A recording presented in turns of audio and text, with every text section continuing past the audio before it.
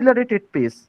Research indicates that there are two important drivers of the future disaster risk: the global environmental change and demographic change. So, there is an urgent need to build the capacity of the urban managers to deal with urban risk in a holistic manner. In this context, through this webinar, we will try to find out the role of urban governance and proposed mitigation strategies which they can adopt to mitigate the impact of urban related disasters. So now it is the moment when I want to invite Mr. Bishwajit Roy Chaudhuri, the chairman of SAIARD, to say a few words in this webinar. Mr. Roy Chaudhuri, over to you. Thank you, Arindam. And first of all, on behalf of South Asian Institute for Advanced Research and Development, I would like to give a heartiest congratulations and thanks to be present here as a resource person, as well as the participants and the listeners, those who have joined from the different verticals, from the different institutions throughout the world. First of all, I would like to give my special thanks to Major General Sir Mr. Vindal, Honorable Executive Director of National Institute of Disaster Management, Government of India. I would like to give my sincere thanks to Ms. Dr. Amod Dikshit sir. I would like to give my sincere thanks to Professor Iftekhar Ahmed. I would like to give my sincere thanks to Professor Gaurav Raheja sir from IIT Roorkee, and also Mr. Harpal from the Ministry of Housing and Urban Affairs to Government of India to join with us as a valuable resource person of this webinar. The theme that which we have today we have kept for this webinar, that is the role of urban governance and in disaster risk assessment and the management. Because besides that, I would like to say about few words about our institution, that South Asian Institute for Advanced Research and Development, which we have developed since the last 3 years. We are working on the different verticals, not only for academic aspects, but also in research and particularly in capacity building platforms. So right now we are connected with the several universities through MOU and several government organizations too. And in association with them, we are continuously doing throughout the year, we are continuously doing lots of academic capacity building programs on different issues through our centers like Center for Urban and Built Environment, through our Center for Applied Geoinformatics, through our Center for Cultural Research and Planning on all that. And with that connections, we are also focusing to develop a platform and unique base level platform, which you know that due to the National Education Policy 2020, which has Government of India has launched, and keep into the mindset that to connect the world with the India along with the both academic platform, skill development platform, knowledge sharing platform in different way.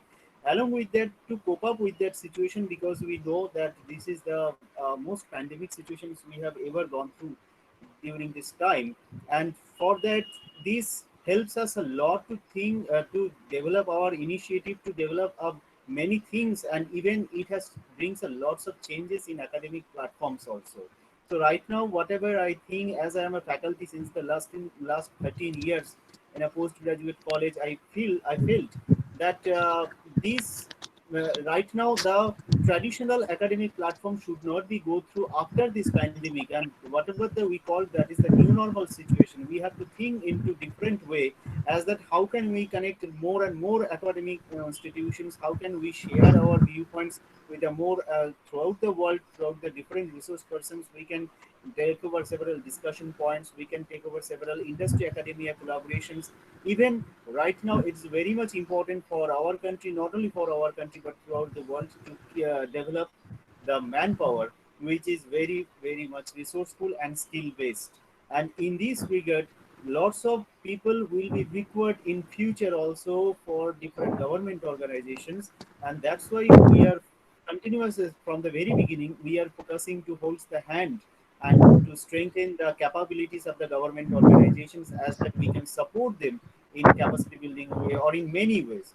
And not only that, whatever the field we have developed through this center, that is the Center for Urban and Built Environment, we have developed this center as that we can work together in collaboration with the government organizations, we can work together in collaboration with the industries, related industries. Along with that, we can create an environment where international bodies can be a part of us to share their knowledge to how to support in case of policy planning, academia, research in every capacity building in every aspect. So today's platform, we have continuously, as I told, in collaboration with the National Institute of Urban Affairs, Ministry of Urban, National Institute of Disaster Management, we are, and even Northeast Space Application Center. That you know that in eastern and northeastern region there is no specific center regarding disaster, or very few institutions which are focusing on that. But we are also planning to start through our side this kind of initiative, as that which will be mostly needed platform in future also. And Vindal sir is here, and he knows very much well about the very upcoming disasters also. In future we definitely focus on that particular topic. But today's topic which we have developed particularly to keep in mind the role of urban governance, what will be the changing role of urban governance in different disaster related issues which we have to be face in future. This is the second wave corona, some countries have faced the third wave or fourth wave. So these kind of disasters will come in future also. So how we have to manage all things, how we have to cope up with these disasters, and how we have to move away our civilization, it will be the major issues I think in coming years also. And in that case, urban governance will take a very important role. We have to take a very important role in this regard. So with this, I will not go anymore. So I would like to thanks once again to all of you for joining with us, and hope in future I have a plan to, as our institution is namely as the South Asian Institute, so we are planning to also in physical format to conduct conference, that is the South Asian Consortium in South Asian Consortium in Disaster Risk Management and Association in futures also. So hope in future we will also get your assistance, your support, your guidance. And with this, I would like to give once again thanks to all of you, and my whole and turn over the microphone to our program director. Thank you. Namaskar. Arindam, you are muted. Thank, Please thank you, unmute Mr. Roy yourself. Chaudhary. Now, I would like to invite our guest of honor, Mrs. Apola Sheth, IS Director of ILGUS, Government of West Bengal. Ma'am, Whether ma'am is present. Apula ma'am, are you here? I think she has some medical problem, so we may go to Manoj sir, please. okay. So next, I would like to invite Apula ma'am, our Apula ma'am, are you here? Is the planning lecture? Who's there? Oh, this is Aparna ma'am. Okay, okay. Arindam, please continue. oh, this is Aparna, ma'am. Okay. Okay. So now I introduce our coordinator of today's webinar, Dr. Aparna Das, to conduct the today's event. Dr. Uh, Aparna Das, over to you. Thank you, Professor Roy Chaudhary, for introducing the center and its works to all our participants today. While we wait for Mrs. Apola Sheth to join us, probably later during the session, I would now like to invite Major General Manoj Kumar, who is Executive Director at NIDM, Government of India, to present his keynote address. Major General Manoj Kumar Bindal, please. Sir, can we have your presentation now? Thank you. I don't have a presentation. First of all, can you hear me? Yes, Yes. yes, yes. Okay. Jai Hind to everyone, and hearty welcome to all the participants who have joined. It has crossed 100 already. And a very, very warm welcome to all the panelists who are there. I'm also honored to be here on this particular platform of SAIRD. For the first time, NIDM is collaborating with SAIRD on such an issue. And hopefully, we will collaborate much more and in a much more progressive manner and focused manner so that we achieve something in future. Today's topic is very, very interesting. And in that, I will talk about urban disaster management stresses and strains and its mitigation. Because it is part of the governance problem, stresses and strain. So I will focus my talk on this particular heading. The pace of modernization in the developing world is led by Asia, and urbanization is increasingly located in the developing countries. In 1970, up to 50% of urban residents lived in developing countries, whereas it has increased to 66% in 90s, and it is projected to be more than 80% in next 2 years. So the Hugo Framework for Action 2005 to 2015, and later the Sendai Framework from 2015 to 2030 talks about building the resilience of nations and communities to disaster. It was adopted at the World Conference on Disaster Risk Reduction. It specifies that disaster risk is compounded by increasing vulnerabilities related to various elements, including unplanned urbanization. So, the important elements on urban risk reductions are mentioned as one of the crucial areas of work to implement the Hugo framework and the Sendai framework. And in particular, incorporating a disaster risk reduction into urban planning is specified to reduce the risk factors. So, what are the risk factors that we're talking about? We'll be discussing in detail. So, recognizing that there is a growing need to address the subject area of urban risk reduction with concerted and coordinated effort among stakeholders.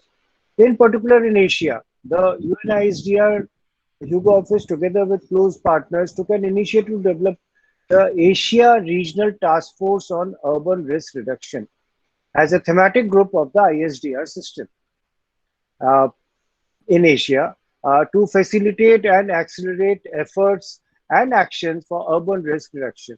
The urban risk issue in Asia is being addressed by various institutions at different levels, through regional programs by regional entities, through national programs by country governments, and through city level and local level activities by community level entities.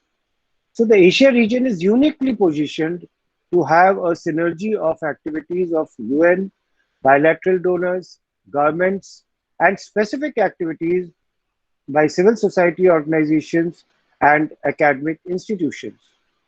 Urban risk reduction in Asia also needs a balanced mix of policy implementation, regulatory measures, and educational awareness programs through community-based approaches. Uh, Urban disasters vary considerably compared to their rural counterparts. They are not only represented by one-off events like earthquake or cyclone, but also get exaggerated due to the high population concentrations and hindrance in accessing basic services. We just saw in the second wave how all the big cities were reeling under the pressure of the high density of population in that their city, and consequently more number of cases, and thus overwhelming the medical support system. So the base of urbanization in the developing world is led by Asia. I have already stated, and so is the prevalence of the urban risk. The majority of Asia's urban growth will be is seen in seven developing countries as of today: Bangladesh, China, India, Indonesia, Pakistan, Philippines, and Vietnam. And these also inevitably emerge as hubs of urban risk. At the world level, the 20th century saw an increase from 220 million urbanites in 1900s to 2.84 in 2000. So it nearly doubled in that area. Not doubled, but it increased by about 20%. And that's how it is expected to grow.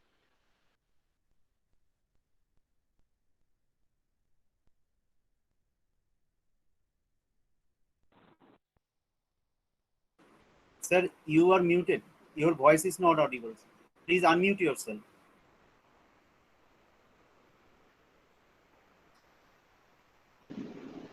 Yes, yes. Thank you. Hmm. So, an earthquake striking a metro city, like we saw in Bhuj, that happened. Large-scale inundation of dense urban population, what keeps happening in Mumbai, then now Chennai, or the wiping out of a coastal city due to storm surge, what we are seeing during the cyclones, or storm surge or cyclones, are part of serious simulation exercises. The indications from the region's history of disasters are a grim reminder of what could be in store. The catastrophic flooding of Mumbai in 2005 took the city by surprise, both on account of the unprecedented amount of rainfall in record time and the lack of preparedness of the civic infrastructure and emergency systems to manage the disaster. Cities are highly vulnerable to disasters induced by natural hazards. Sudden supply shortages, heavy environmental burdens, or major catastrophes can quickly lead to serious emergencies. The consequences of such crises are multiplied by poorly coordinated administration and planning. Disasters induced by natural hazards have become more frequent and more severe during the last 2 decades, affecting a large number of large cities. Over 90% of losses in human life from disasters around the world occur in poor cities, as for the statistics talks about. So, what are the urban disasters and the emerging risks in Asia? The impact of global environmental change, GEC, that is known as, particularly climate-related hazards, they disproportionately affect poor and vulnerable people. Those who live in the slum and squatter settlements on steep hillsides, in poorly drained areas, or in low-lying coastal zones.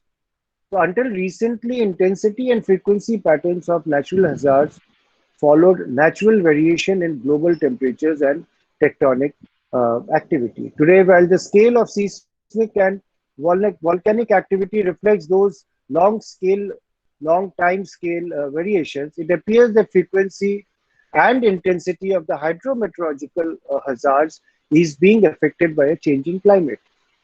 And we all know it is very difficult to show scientific evidence of these changes and projections for the future.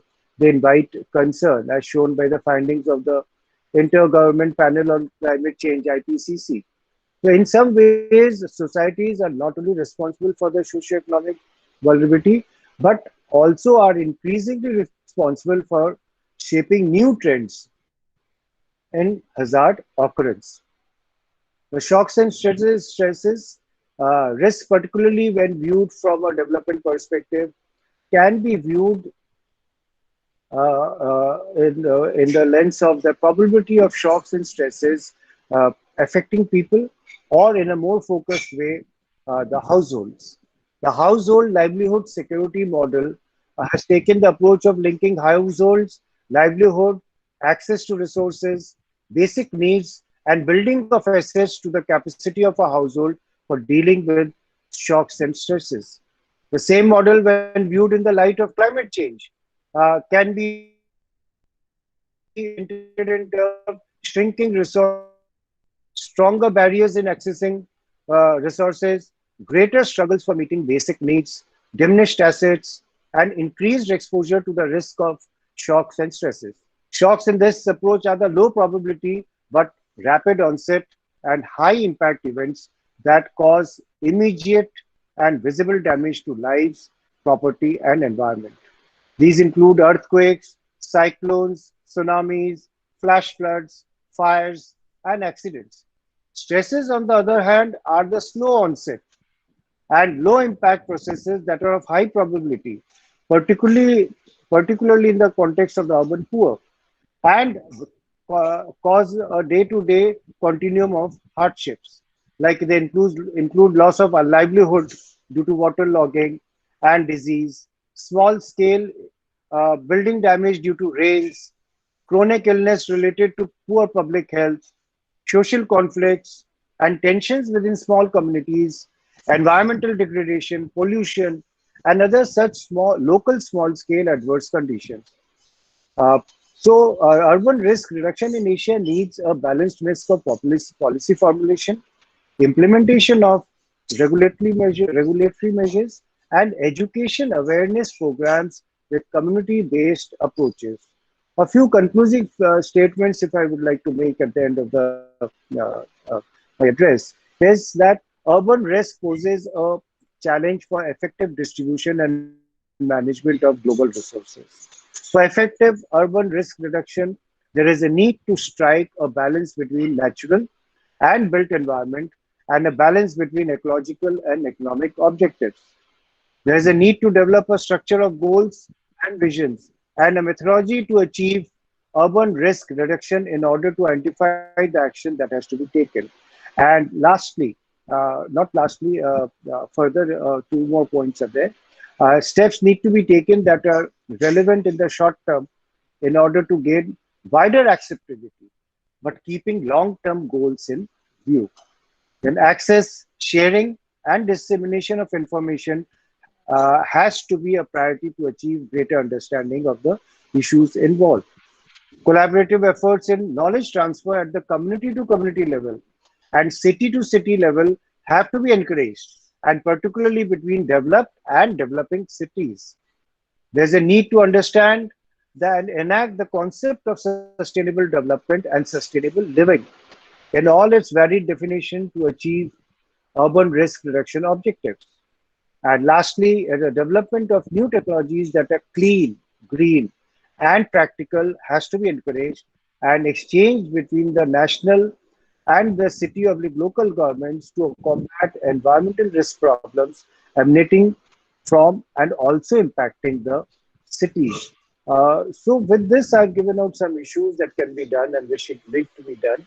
And I'm looking forward to hearing the experts who will be speaking after me.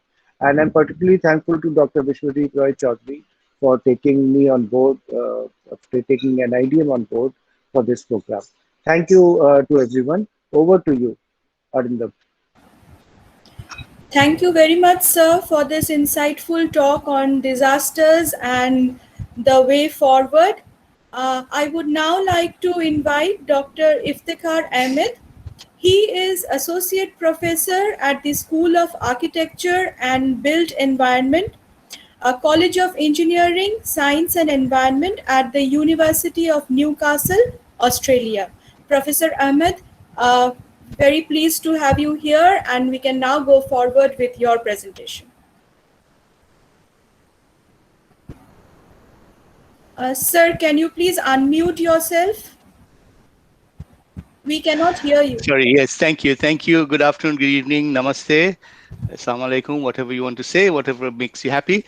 I just need some instructions on how to share my screen, please. Instead, I have not used Google. Sir, on the right-hand side, the bottom corner, there Yes. is a button called Present Now.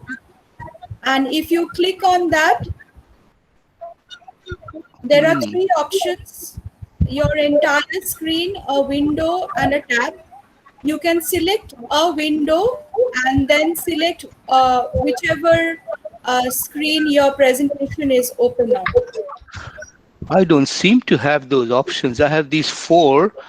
I have the information meeting details, then I have show everyone, the participants, and I have the chat box. And then I have the activities with a triangle, a square, and a circle. That's all I have. Sir, may I?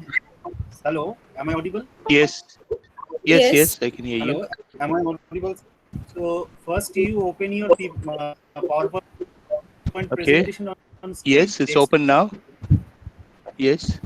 Okay. Then now you come to the Google Meet. So I have opened it. It's already open. So I'll go back to the Google meeting. Okay. Google Meet. Please come to the Google Meet.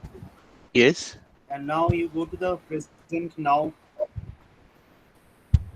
Present Now portion. I don't. You just go to the Present Now portion.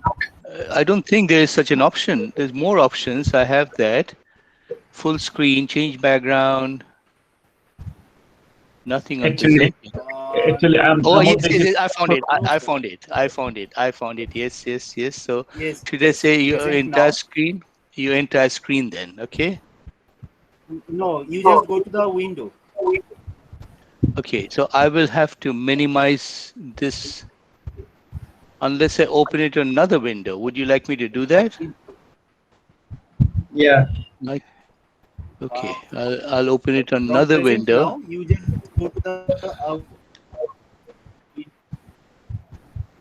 Okay, so, does that so look there better? you may find your PowerPoint presentation. It's visible now. It's visible now. Yeah. Okay, excellent. Yes, sir, it's visible. Thank you. And why is it blurred? Ah, okay, sounds good. Excellent. Thank you very much. Again, I'll rewind myself. Good afternoon, good evening. It's evening here in Australia, Newcastle. It's close to 8 o'clock. And thank you to Sayad and especially to Dr. Bishijit Rai Chaudhary for inviting me. And before I start, even though I am currently based at the University of Newcastle, as I was introduced, I should say that I'm very closely affiliated with all of you, particularly from Kolkata, because I am originally from Bangladesh. And I studied very close to Kolkata in IIT Kharagpur. That is where my undergrad degree is. And as we say in Bengali, Khargopur, as I would say if I say it right. So I have a very close, so, I have a close affinity for all of you. So thank you very much for inviting me. So I'll step into it. So today what I'll do is that I'll give you an overview of urbanization and disaster risk. And what I will also do, sorry, I shouldn't have done that. I shouldn't have done that. Sorry, sorry, sorry. Yeah, okay. So what I will do is that I'll try to give you a very broad brush. So you're just presenting.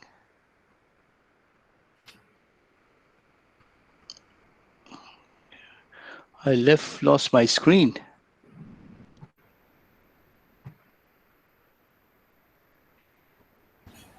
Is that all right? There is some presentation by Sayad which is opened, I think, by mistake. Can that be closed down now? Yes, I think it's interfering.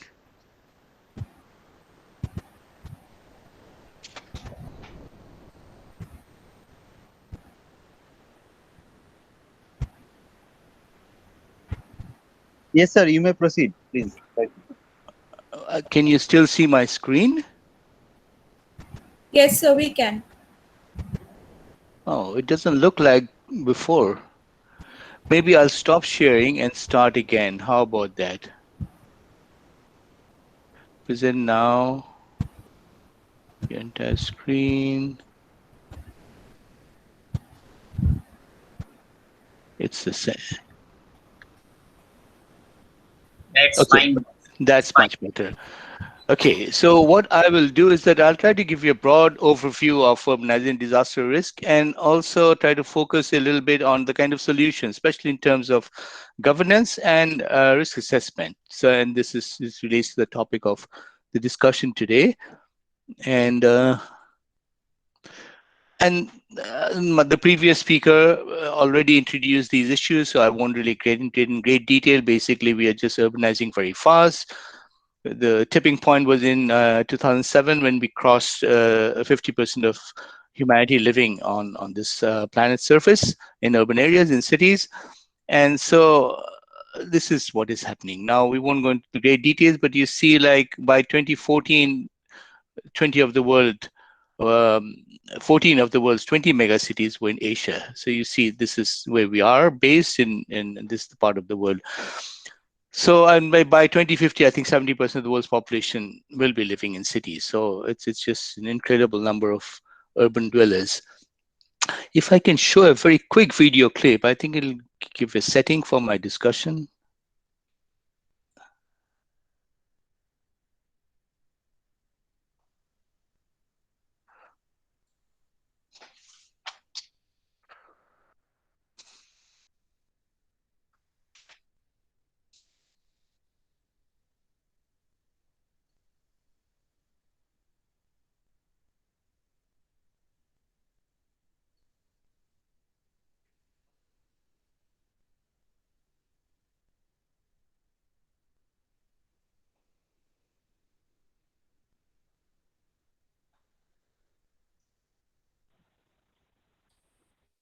Nothing can be heard. You can't hear? Now you are audible. You cannot hear? So the video sound You're audible, sir.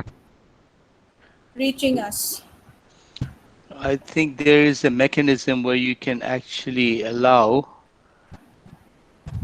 Never mind. So let's skip it if it's a problem. It is not, essential. So we'll move on. Can you see it? Yes. So look, again, some very quick statistics. You see, these are some of the biggest cities. It's not a comprehensive list. Unfortunately, you see my own city where I come from, Dhaka, isn't in this list, but it is also among the top. But interestingly, you see in the first 20, it is there in Bangladesh. And then I think it has gone up by now. This is 2018. And out of the 20, the 3 of the cities from India are there. So it is a matter of interest for all of us. And so I'm just comparing 2 of the biggest countries in the world in terms of population, in India and China in terms of urbanization. And you can see what is happening in China. The dark blue line is just like really going up very fast. And in India, it is also, but not so much. And just to highlight some of the key differences, that China is expected to become more than 70% by 2050, at par with the global population growth, the global urban population growth rather, and it might be 1 billion. So 1 billion is about 1/8 of the world's population actually is living in cities in China. And so on the top 20 megacities, there'll be 5 in China. Now top 20, the 3 in India already. So just to give you an overview of what is happening.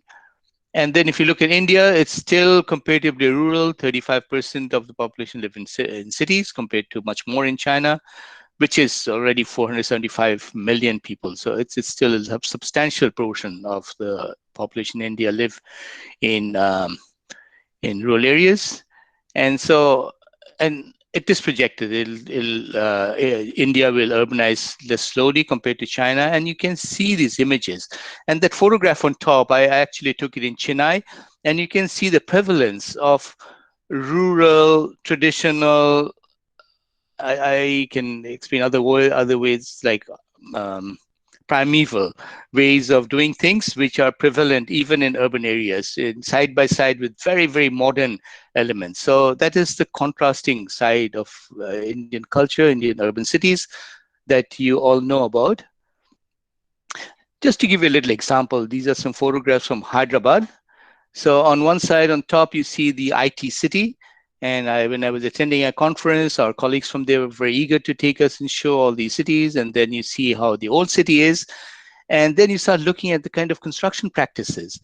And so even though they are building buildings like this, they're using very, very old, archaic almost patterns of construction. You can see people carrying things on top of their heads in, you know it. I don't have to explain it to you.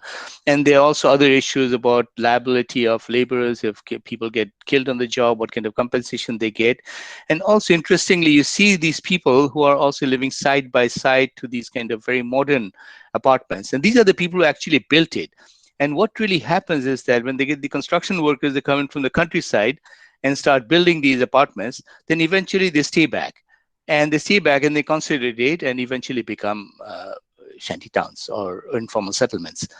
But what is also interesting is that when I look at this, and I was there for a conference and we had participants from China, and what the Chinese people said is that, look, these are great, but look outside. And outside, of course, you step out from these, gated perimeters of these Microsoft, Dell, whatever you want to call it, all the multinational IT companies are based there, manicured lawns and beautiful gardens and air-conditioned premises. You step out, the reality of Indian urban life hits you. Women with children banging on the street, open drains with mosquitoes breeding, stray dogs walking around, you know the reality. So what the Chinese guy said is that, look, there's no infrastructure. What they've done is they just built the buildings and build a wall around it, whereas we first build the infrastructure and then build the buildings. So there's a big difference in how we approach it. And it kind of touches on the issues of inequality, inequity, and eventually that leads to all kinds of problems. And I just recently saw the famous movie White Tiger, and it's just a stark reminder, a pointer in the eye that the kind of pattern of urbanization and development that we're espousing will actually lead to more and more disenfranchisement, disillusionment, and sorrow. So that is that. A very quick overview of. And then you look at this. I don't know how many of you would be able to guess where this is. This is taken from Pyongyang in North Korea. And so North Korea, of course, is blamed for all kinds of problems, the evils of the world. And the Western media doesn't spare a moment in, kind of disparaging North Korea. And certainly there are many, many issues, many problems.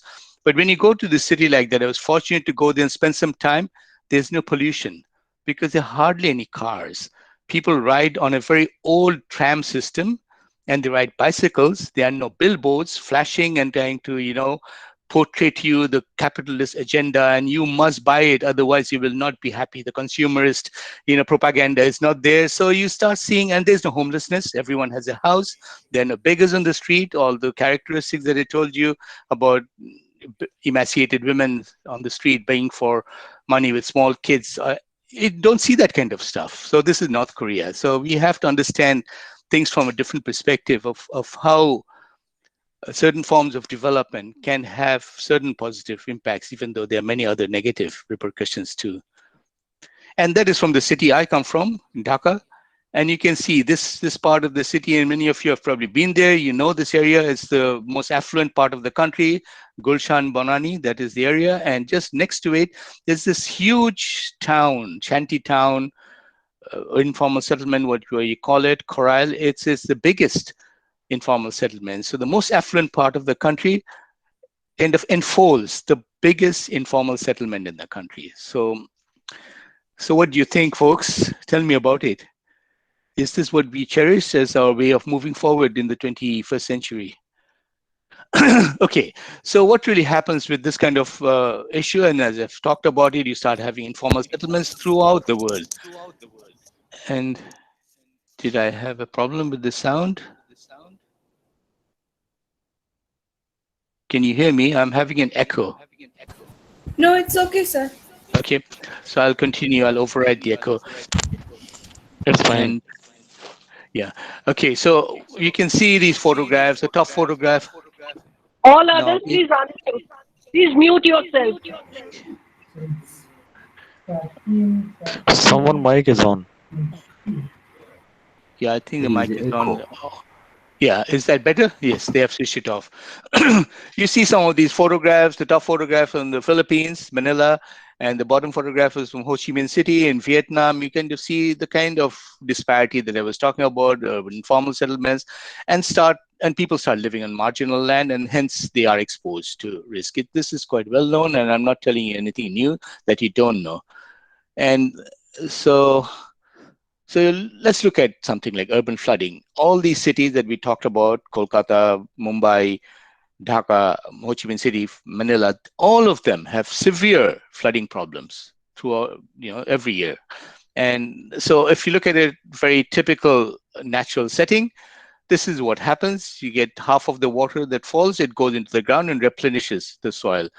And in the city, you get only about 15% or so because of the impervious cover. Now, what really happens if you don't have proper drainage? Then the water stays on the ground and you start having water logging. We did some studies in some cities, in 3 cities, in Thailand, Vietnam, and Bangladesh. And we found that the problems of urban flooding are not flooding. They are actually water logging problems because there's no drainage. So all the built up environment, that comes back to the point that I was making about Hyderabad, that there's all this investment in infrastructure, but very little investment in public infrastructure. It's all privatized. And within your own little boundary, you have a fantastic life. Moment you step out, the reality of the lack of urban investment hits you. Urban public investment rather hits you. So what about more? So you start seeing it. This is what it is. There's a beautiful piece of land and there's fish, and then we start filling it up. And once we fill it up, because there's water and you can't build on water. So there you go, you build up, and then suddenly it's water again because the water cannot escape. So it's a bit of a paradox. And looking at cities, this is an example of Yogyakarta in Indonesia. You can see that the rapid development along riverbanks, as you can see that this was in 2004. And within 5 years, that whole area, which is flood prone and not supposed to be built on, it's supposed to be an easement, has been completely captured, and largely by informal forces. You can see some of the photos from there, and this is from Jogja. You can see how close they are, and they have tried to protect themselves also. But some of their neighbors on the other side of the river, they don't have the wherewithal to make this kind of infrastructure, and hence they are very badly exposed. Ho Chi Minh City, same issue. Bangkok. Bangkok, interestingly, had the system of klongs or canals that would flow through the city and allow the water, and they still have them, but not to that extent. So that's why they have severe flooding. 2011, they had massive flooding in Bangkok. And the same patterns have been replicated in the smaller cities in the Pacific Island countries. This is a photo from Nandi in Fiji, and you can see that they also have massive flooding problems because they're capturing land very close to the river where these are actually floodplains and should not be. It happens everywhere, even in our own state where I live in New South Wales. Recently in 2021, in April, we had massive flooding. And the question is that why were people allowed to settle on this land when they know that there is a possible potential for a 1 in 100 year flood? That 1 in 100 years means that there's a 100% chance of that happening every year. Anyway, so I won't go into that. So just to give you an example, it's an example from Colombia, Manizales, the city, and this is how it's been growing. As you can see, in 1851, a little small hamlet, and then it started growing. 1930, it spread out. But what they had done is that they had taken advantage of the valley.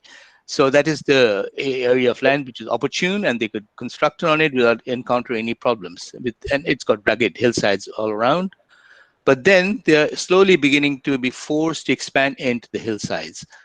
And so by the time it's 1960, they have all gone up. They have cut the hills or at least made some kind of arrangements to build on them.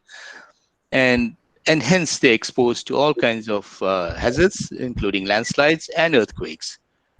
And there you go. So this is what's happening, 1970, 1977. So it's just unbelievable, the rate of growth. Within 100 years or so, the proliferation of human settlements is just amazing.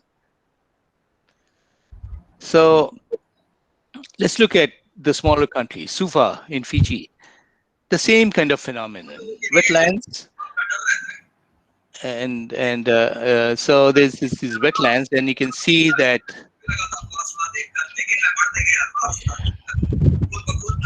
I think you may have to mute the participants, Dr. Bishudit. Yes, there you go.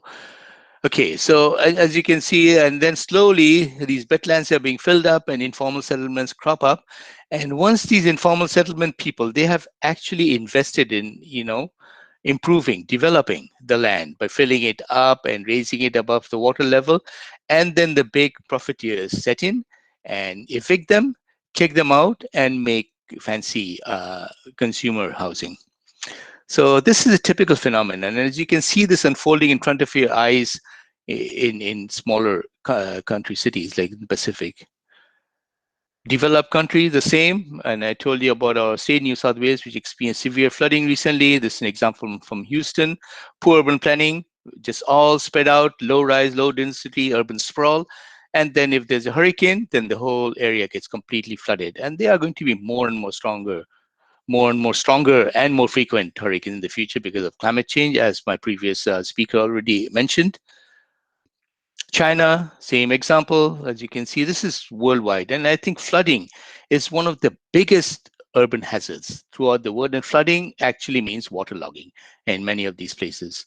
And flooding, it's not so sensational. People aren't dying, buildings haven't collapsed, and you don't see those search and rescue teams going and rescuing people from under the debris. And the news media isn't that, it's not sexy for the news media.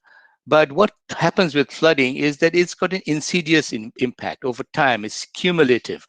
Every year there's a little bit and it slowly gnaws away at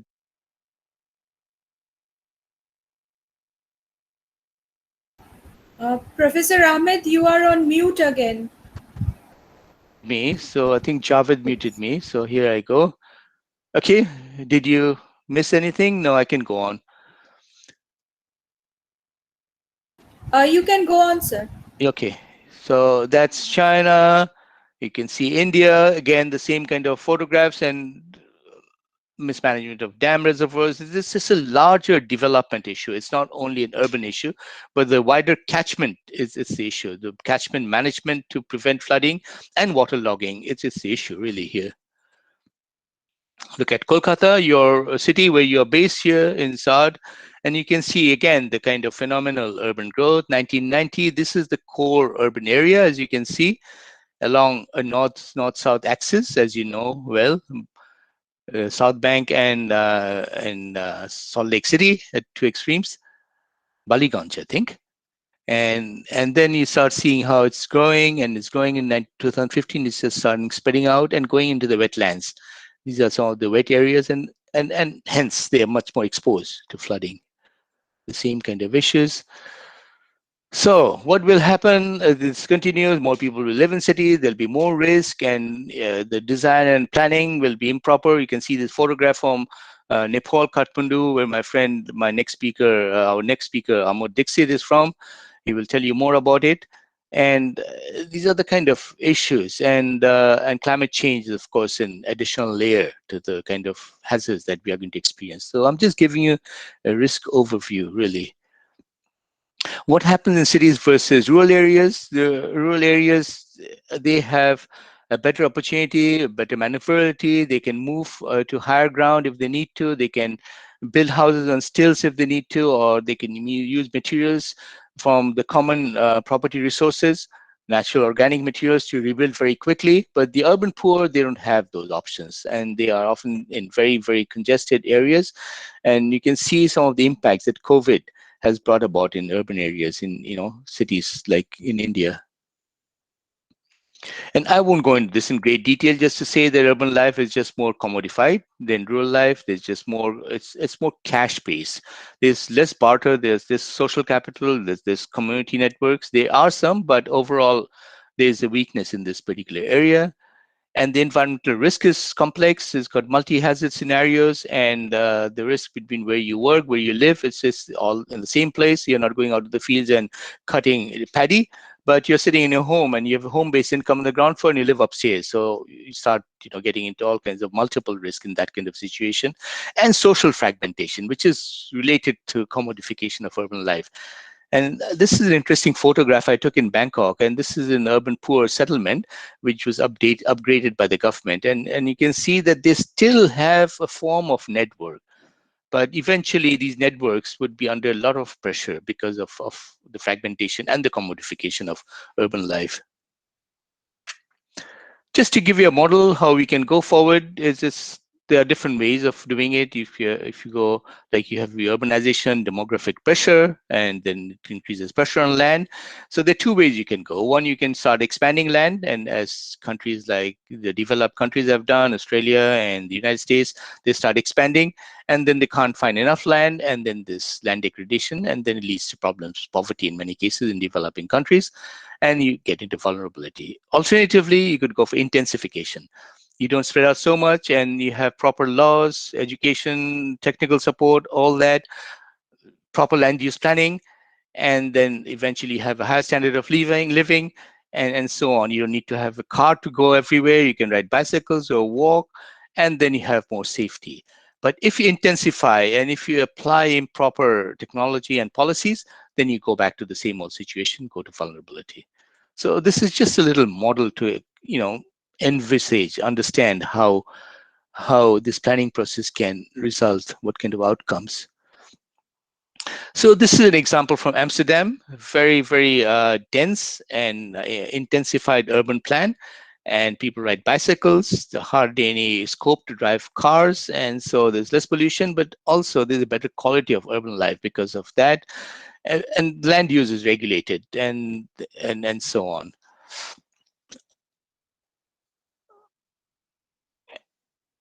And then these are some of the problems that we have. I took these photographs informal settlements I've talked about, and also industry, where urban industries are settled, and then you find out that they are at risk and you have to relocate them. They don't want to relocate. Many of them have very strong political and wealth connections. So obviously it's very hard to get rid of them. And this is a photograph I took from Ho Chi Minh City. As you can see that this area, and just to give you a little case study, this area is District 4, and this was a very, very rundown area, and a lot of crime, you name it, drugs, prostitution.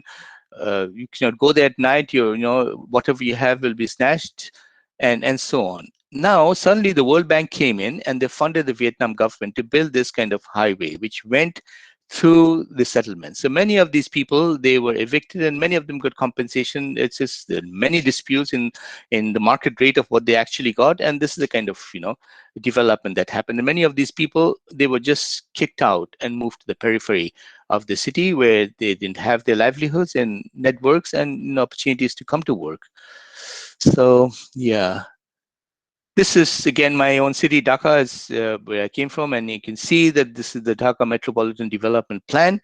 And so what they said, okay, there are massive flooding. So this was 1995. They got these urban planners from overseas, and they said that we have to have very large water retention ponds, so that there's no water logging, and these waters, the flooding can just drain off. None of these remained. These are all filled up, and these were actually existing water bodies. What they said is that we'll formalize these this is the Metropolitan Development Plan.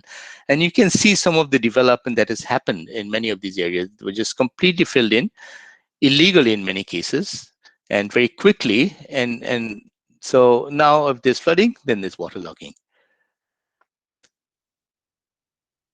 Again, I'm trying to contrast these with the smaller cities in the Pacific Islands. This is Apia and Samoa, and you can see that it is an island, but it is very steep in the middle. Even Suva, the example I gave you, it's similar.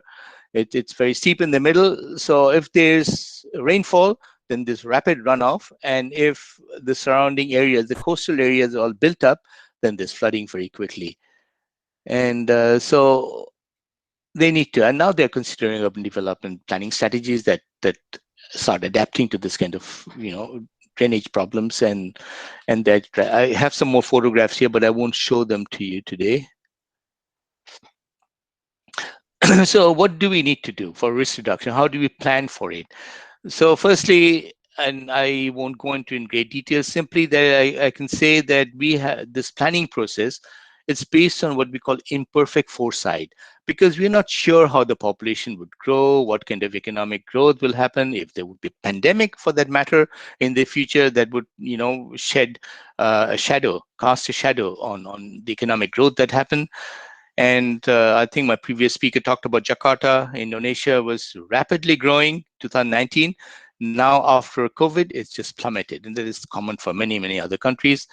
And so even though there's uncertainty and this planning process is based on projection, we have to deal with it. We have to understand that we cannot get rid of uncertainty and we cannot get rid of risk. So good plans, they actually assess the risk and they accept some of the risks to a certain level, and they have to move forward with that. And I'll give you an example of it. So this is a typical disaster risk management process. This is taken from ISO 2009. As you can see, you have your context, and you identify the risk, analyze them, evaluate them, and then at a certain point you decide to accept them, or you treat them if it's within affordability and within feasibility. And throughout this process, there's a communication consultation process with communities and stakeholders, and reviewing and monitoring at all the stages.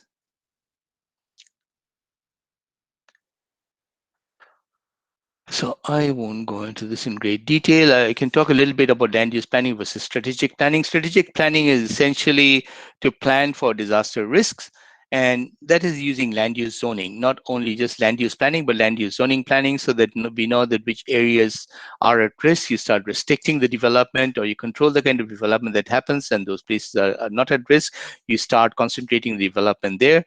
And so this is, again, I talked about the larger catchment area. It should be complemented by strategic urban regional planning. And of course, to do these kind of things, you need stable and honest, really, if I should say the word, urban governance system. Example from Vietnam again, and this is just a great example that this is a two-team development. And what they have done is that this is a bend in the river, as you can see. And what they have done is they've captured the land here, but they've planned it in such a way that the hydrological flow is not disturbed. The water can flow through the settlement. There are large water retention areas, which also work as beautiful recreational areas. They bring a quality of life, and they've densified. They've decided to go up instead of just building entirely on this piece of land. So you see the different approaches of addressing the risk and also dealing with the demographic pressures that we are facing now. Or green buildings. As you can see, this is Nanjing in China, and this is an interesting building. There's 600 tall trees, 500 smaller trees, 2,500 plants, shrubs in a building. So, and you can see, and many of these actually produce fruits and vegetables as well. So it's an example of urban gardening. So in terms of land use planning, how am I doing for time? Can I go for another 5 minutes or 10 minutes? Okay, I assume that was an yes. So if you look at issues such as land use planning, there's this was the structural one, you use barriers, infrastructure, all that, and then there's the non-structural one, early warning systems, institutional capacity building, all that, insurance, microcredit, and then you have we have the environmental ways of. Yes, is there a question? No? Okay. So, and then there's the environmental one. We can have barriers, mangroves, wetland conservation. The example that I gave you from Vietnam, that kind of follows that approach.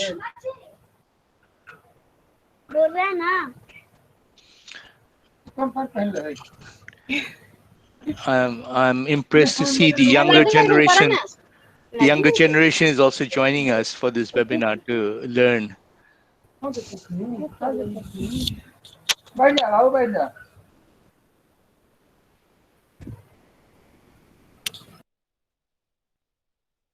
Okay. Now it's okay. I think you may have to mute her because children are actually very ardent learners. So engaged, I can say. Okay, so now if you look at issues, and I'm just giving you an example in Australia, following the risk management process outlined in that disaster risk management DRM diagram. And as you can see, this process is the same kind of process: establish the context and eventually go through accepting risk and monitoring and evaluating. So I won't go into this great detail because I am blabbering and I'm going over time. So this is just an example how this can be done, the strategic land use planning, that you have a criteria, you have the different zones according to the different flood levels. And then according to that, you just locate your buildings and infrastructure according to the level of flooding. And this is the kind of planning process which is strategic. And then also in terms of earthquakes, you can start looking at microzonation and zonation of lands according to the risk. This is an example from India. You can see the Indian zonation map. This is at a national level, but then it has to be done at a micro level. I believe my colleague Amod Dixit, he will talk about it, but let me just go on. It is done here also in Australia. We have the bushfire prone areas. You can't see too well. The yellow ones are the bushfire prone areas, very close to where I live, and I have experienced bushfires in our locality recently. Flood map of our city, Newcastle, and you can see large areas of the coastal city will be inundated. And so these maps help us to understand what we are going to do in the future. How are we going to deal with existing building stock and urban facilities, as well as how to plan for the future. And just to give you an example, again, this is a photograph I took from the air in Melbourne, and you can see how the city has spread. Now, it is more than 200 kilometers, the greater urban conurbation from one end to the other. And so you can imagine the transport issues, and it's all low-rise, low-density urban growth. And they had retained large urban wedges on the corners, but those have been slowly being chipped away, and developers are continuously making deals with the councils to get land from there and grab it, and spreading and growing. And so this is the paradigm I told you about, this urban sprawl paradigm, compared to the densification example that I gave you from Netherlands, Amsterdam. And so the kind of diagrams I showed you of the different risk maps, this is information that everyone needs to have access to, so that you can make an informed decision when you're going to build a house or you're planning a development. And so this is about governance. So I won't go into in great detail again. I'm just giving you some of the ideas, and the policy implications of that kind of framework is that they would have to provide, maintain these infrastructure, and they will also have to think about multi-purpose structure. There are many examples, such as these examples of drain tunnels in Malaysia, this little model that shows a tunnel that allows different levels of traffic movement, and then buildings being built on top of it. So it has to be done in innovative ways. Cyclone shelters, that's another example in Bangladesh and India. And good institutions, I think good, honest institutions that kind of support this process. And Priya Kumari, hello. You want to ask a question? Sorry, I don't want to name and shame, but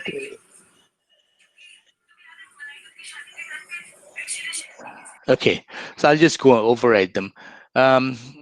So that is what it is. And the main issue, the main challenge all of us as disaster risk reduction and management professionals have is to make governments pay for disaster resilience, not relief. Here you see the Fiji government getting a huge check after Cyclone Winston for reconstruction and recovery, but not so much for building resilience. And this is a common problem that we have even in countries like Australia, when the council say that we can get money from the federal government for response, for recovery, but never to build for resilience, because they ask us, how do you know what you're doing is the right thing that you're doing? And to do that, I think they would have to produce those risk maps. They should say that we are focusing on areas which have experienced risk or which are prone to risk, and we are kind of investing our infrastructure in these areas, and we are doing strategic planning. And that process has to happen in order to kind of access funding to promote risk reduction. Sorry, wrong one. And I will give you a very, very quick case study, if I may. This is from Marikina City, one of the excellent case studies in the Philippines. And this is an example in Riverbank City. And I won't go into in great detail again because I'm running out of time. And this is the kind of situation that you see in the city, massive flooding that you used to see.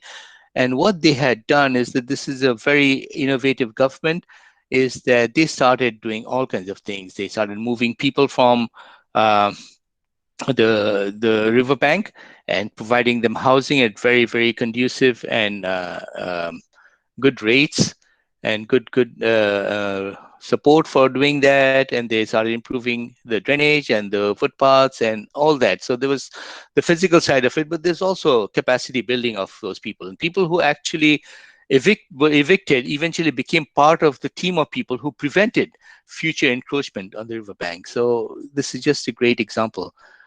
And so I won't go into details of the program. They had a mortgage program so that people could access soft loans in very good terms. And this is what the riverbank looked at compared to the photographs I showed you. It has become an urban civic space. People can go there. It is part of the city. And the risk of the people who live there has completely been reduced because they have been moved inland, but not that far from the source of employment. So, and the person who did it, it is an example of good governance. This is her, married is Fernando, who was the mayor, and her husband is an urban planner. And both of them, they transformed the city. And this is, she got the World Mayor Award.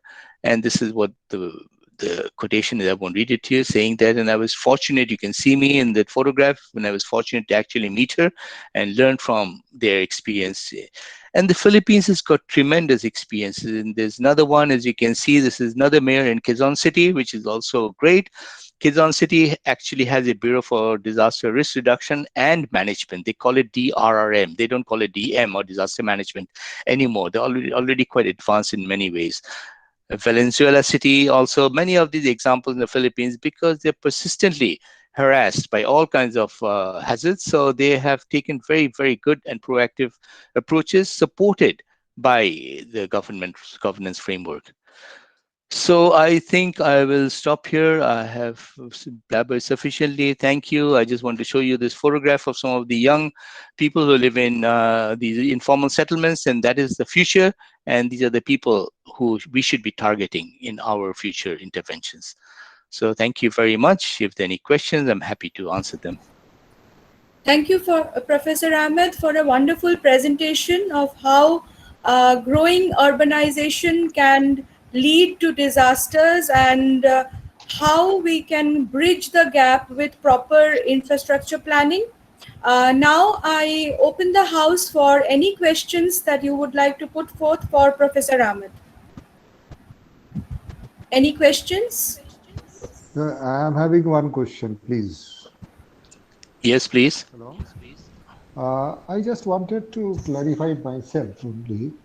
The metro activities inside the urban area, is it going to make flooding area more prone areas in the long run, or the studies?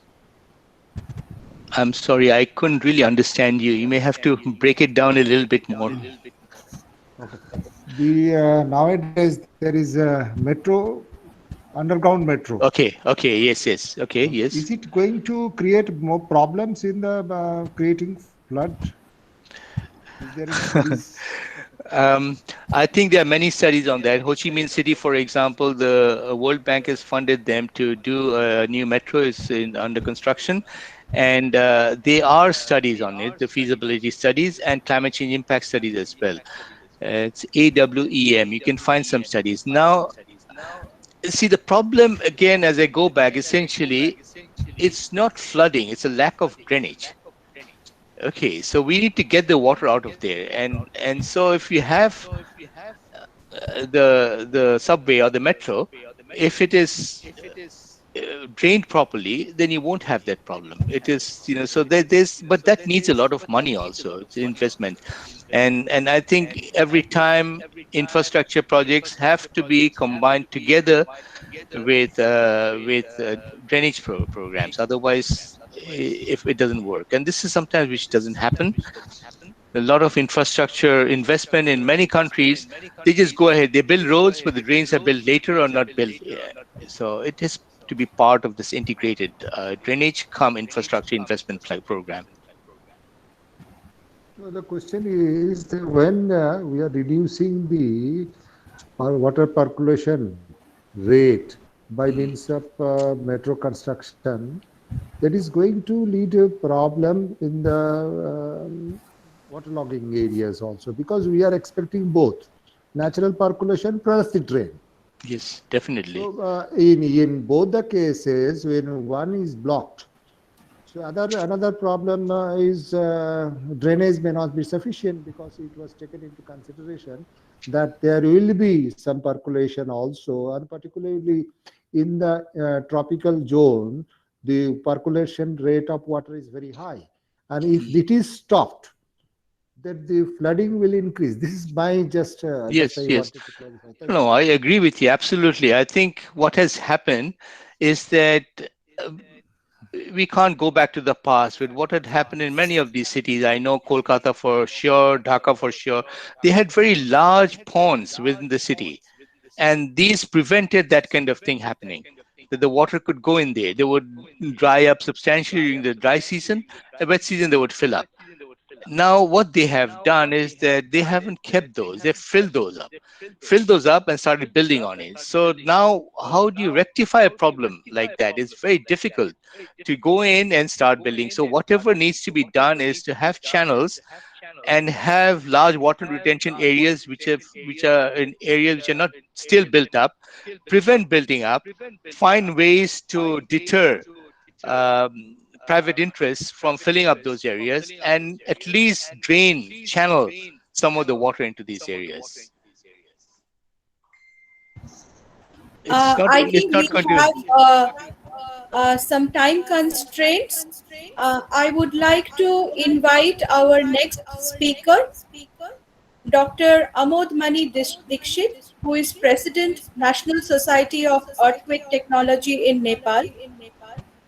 He is the governing board member, South Asian Alliance of Disaster Research Institutes, and coordinator of Earthquake and Landslide Warming Group of the same group.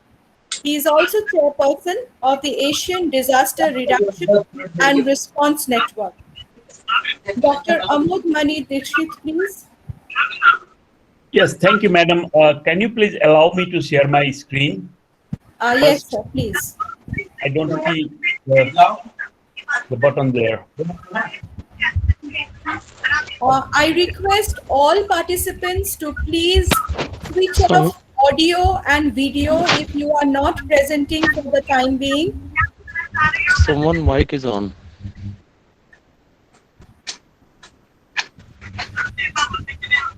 Well, Ms. Priya Kumari, can I have you on mute, please? Someone mic is currently on. Thank you very much. Sir, Okay, it's now. audible? yeah, in the meantime, can you please allow me to share my screen? I don't see the required button there. Yes, I have sir. same problem with that. You just first. Sir, am I audible? Very much audible, sir. Okay, so sir, first you open your PowerPoint presentation on desktop. I have done that. And then you come to the Google Meet platform. I'm here. Now you go to the right side corner below that you can find the present now option. I don't see that option now. I have only that activity Present option. now option. I have only that activity option open. Activity option. But there should be a present now option, sir. There is, actually, there is no or present. share screen present now anything? No, I don't have anything. That's what I asked. I have only activity option. I don't know how if they could do that. Okay, sir, you just click on the activity. Then what? Is there any present share screen? Anything showing? Breakout rooms, polls, Q&A, and whiteboarding. That's it. Amod, can I just butt in a little bit? Okay. You see at the bottom, there's the microphone and the video and all that. Can you see those? There's a hand symbol, raise hand. Can you see that? Raise hand, I see that. Right next to it, you see present now. Yes. That is the one. Okay. Yes, yes. Oh, thank you. Okay, so Right. go to the present now. I know, I figured out the hard way too. Okay. Good. So go to the present now and then a window. Click on the present now. Yes, it's coming. Yes, it's all right now. Is it okay? But I don't see. Is it blurred? In my case, it's blurred. Anyway. No, it's visible. Okay. In my case, it is. What is happening here? You would have to allow it, Amod. Sorry, I'm interrupting again. Just you see that there's a little sign that says allow presenting or something like that. If you click on it, then that gray blur will go away. Stop sharing, allow presenting. You are Yes. presenting. I don't see stop presenting to avoid mirroring. No. On that screen, allow itself, presenting. yes, allow you see allow presenting. present. Stop presenting. I see. Allow presenting. I don't see. I'm so sorry. But do you see it properly? I can go without any. I can go with blurred also. So you may start presenting. Yes, On the right-hand side, there is a format, shape, and a cross button. If you click on that cross button, the presentation screen will be slightly larger. I don't see. You have to explain me a little bit. So format, shape on the right-hand side. Format, shape. Where is that right-hand side? Format, shape. And there is a small black cross there. Can you please click it? I could not see that. Never mind, sir. You can still go on with your presentation. Sorry, Amod, I'll try to get in. Amod, what do you see on your screen? I see, just a moment, huh? I see. There you go. Yes, sir. Yes, This sir, is it's visible. better. It's okay now? Yeah, it's good now. It is better, sir. It's Yes, okay. yes. Okay. So let me first greet Major General Bindal sir and Mrs. Apala if she's there. My friend Iftikhar Ahmad, Professor, Mr. Professor Raheja, Mr. Harpal Singh ji, and Vishwajit Roy and Arindan ji. It's a great opportunity for me to be able to be talking to this. Thank you for inviting me. And I'm going to tell you about, and I was asked to talk about awareness raising. So my presentation will be focused on what we did in awareness raising in Nepal, disaster awareness raising. And I'm talking this based on the experience of the National Society for Earthquake Technology, NSET, which I founded in 1993 after the earthquake in 1988, which took us by surprise. And then I homed into this together with my colleagues. And then the whole history of, the International Decade for Natural Disaster Reduction, the World Conferences, the Yokohama, the Sendai, and before that Hogo, the global platform. All these helped understand what do we mean by disaster risk reduction, what do we mean by awareness raising. So, you see my colleagues there, about 200 plus people, and the background shows the office that we have. The office belongs to the NSET. Now, in its mission, the NSET was founded and officially it got registration in 1994. Right at that time, we had our mission, and it says that we are there to assist communities in developing and implementing organized approaches. So this is what has been guiding us, and our strategic objective says that information dissemination and knowledge transfer and advocacy and network is what we do. And we have to be a credible institution and a resource center to be able to assist the government as well as the communities. When we started, we were very happy that we are going to do something in the building code and building code implementation. But the first stark reality came to us that by the masons, the local petty contractors, and there is no involvement of the engineers, whereas the government, including the donor agency, they are spending most money in the training of the engineers and virtually zero for the mason. Then we decided, let us train the mason if we want to, reduce the earthquake risk. And that time, we said that this triangle or this figure is we cooked up that time. It is since then. It is 28 years ago. We said that without the smiling face of a Nepali, you cannot reduce the earthquake risk. Sorry, my presentation will be centered around earthquake because for the last 28 years we worked on earthquake, and we believe that if we can master earthquake risk, then perhaps it will be easier for other hazards. So we said that it is necessary to bring the fruits of science to the doorstep of the people, to the community. And, and NSET this is our job. The same thing goes with bringing in the policy of the government and the researches of the academia to the community, but at the same time also flow back from the community, their needs, their aspirations, their possibilities, their strength, their institutional mechanism, knowledge about that to match with the policies of the government and to match with the researches that the academia. So when you talk about awareness, it is not only the poor people that are living in the remote area of the country, but awareness is to be done at all levels. So what is awareness? It is transfer of knowledge, but then also learning. It's in gaining of knowledge.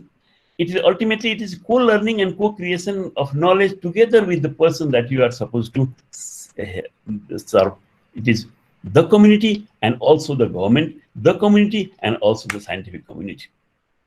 The whole idea is to create demand on the part of the, the people and especially the vulnerable one, to create demand for disaster safety. The policy says, yes, we are there to help you. Then the people should be there to ask, okay, give us the safety. And once they start asking, the institutions are not prepared to supply with the demand. So help the system to manage that demand. And the academic institution or the private sector. So it is a networking with all the stakeholders and get their engagement, involvement in every aspect. While doing so, it is necessary to blend the modern science, modern technology with indigenous knowledge and identify and promote and upgrade the transferable in this indigenous knowledge, transferable indigenous wisdom, the transferable indigenous systems and practices which could be available, which could be useful in the present context. So that were the approaches. The biggest thing was to demystify science. After in the post-colonial area,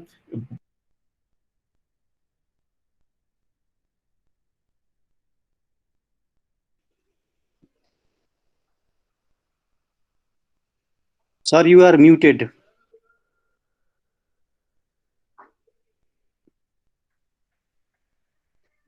Amut sir, you are muted. Sir, you are not audible. Hello.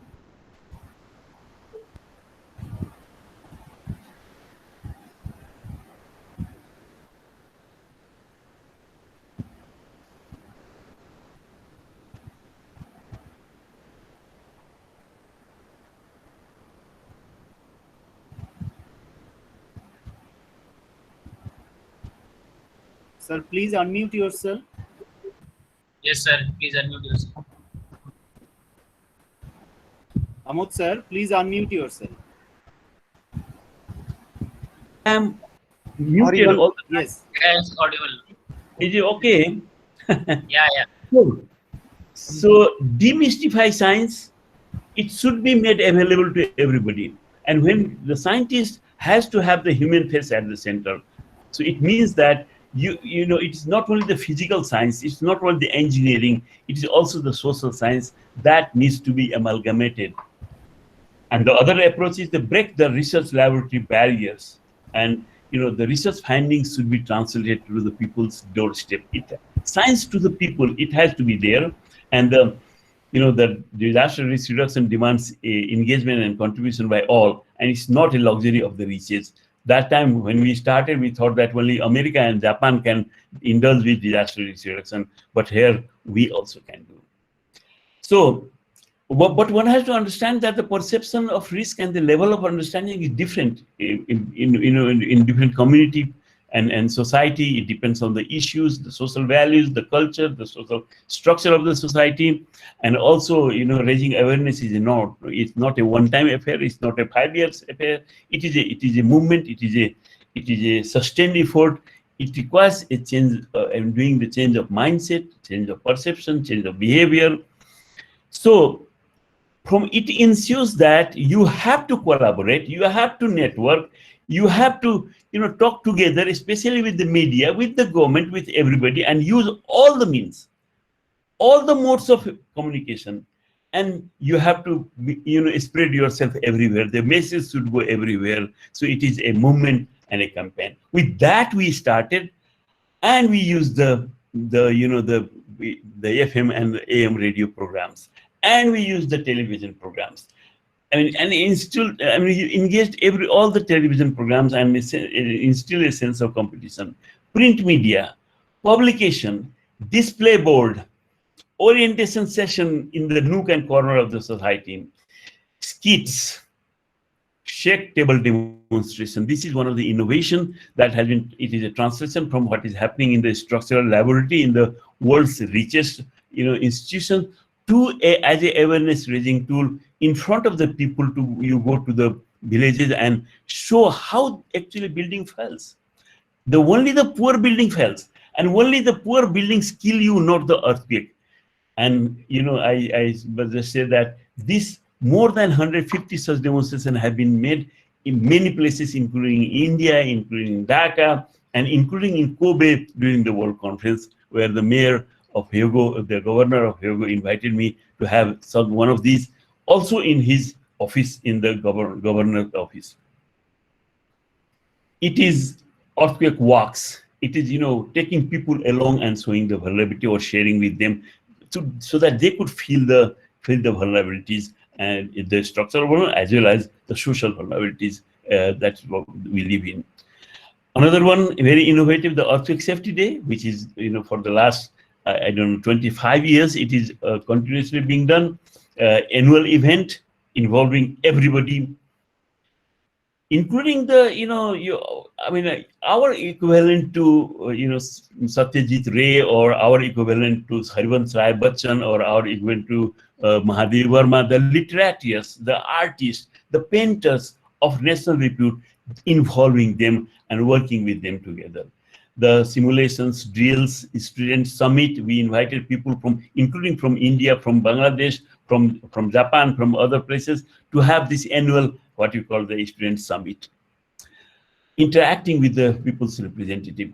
So, this is the landslide version of the shake table, where we take this portable demonstration unit to the villages and show what is the genesis of the landslide and what are the factors, so that they could understand.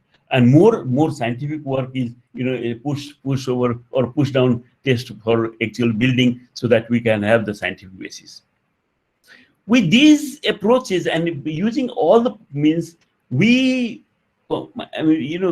this I'm going to present you the implementation of building code, and you'll be surprised. You'll be surprised that it is a very successful program. The program success is because of the approaches that the raising awareness should be the foundation of the building, foundation of the the entire building code implementation, supported by the capacity building, not only human resources but also the institutional capacity building, the organizational capacity building, capped with as a roof, capped with the institutionalization or the policy support, and involving everybody, the private sector, the political leaders, the media, and the local champions, the academicians, and the professionals.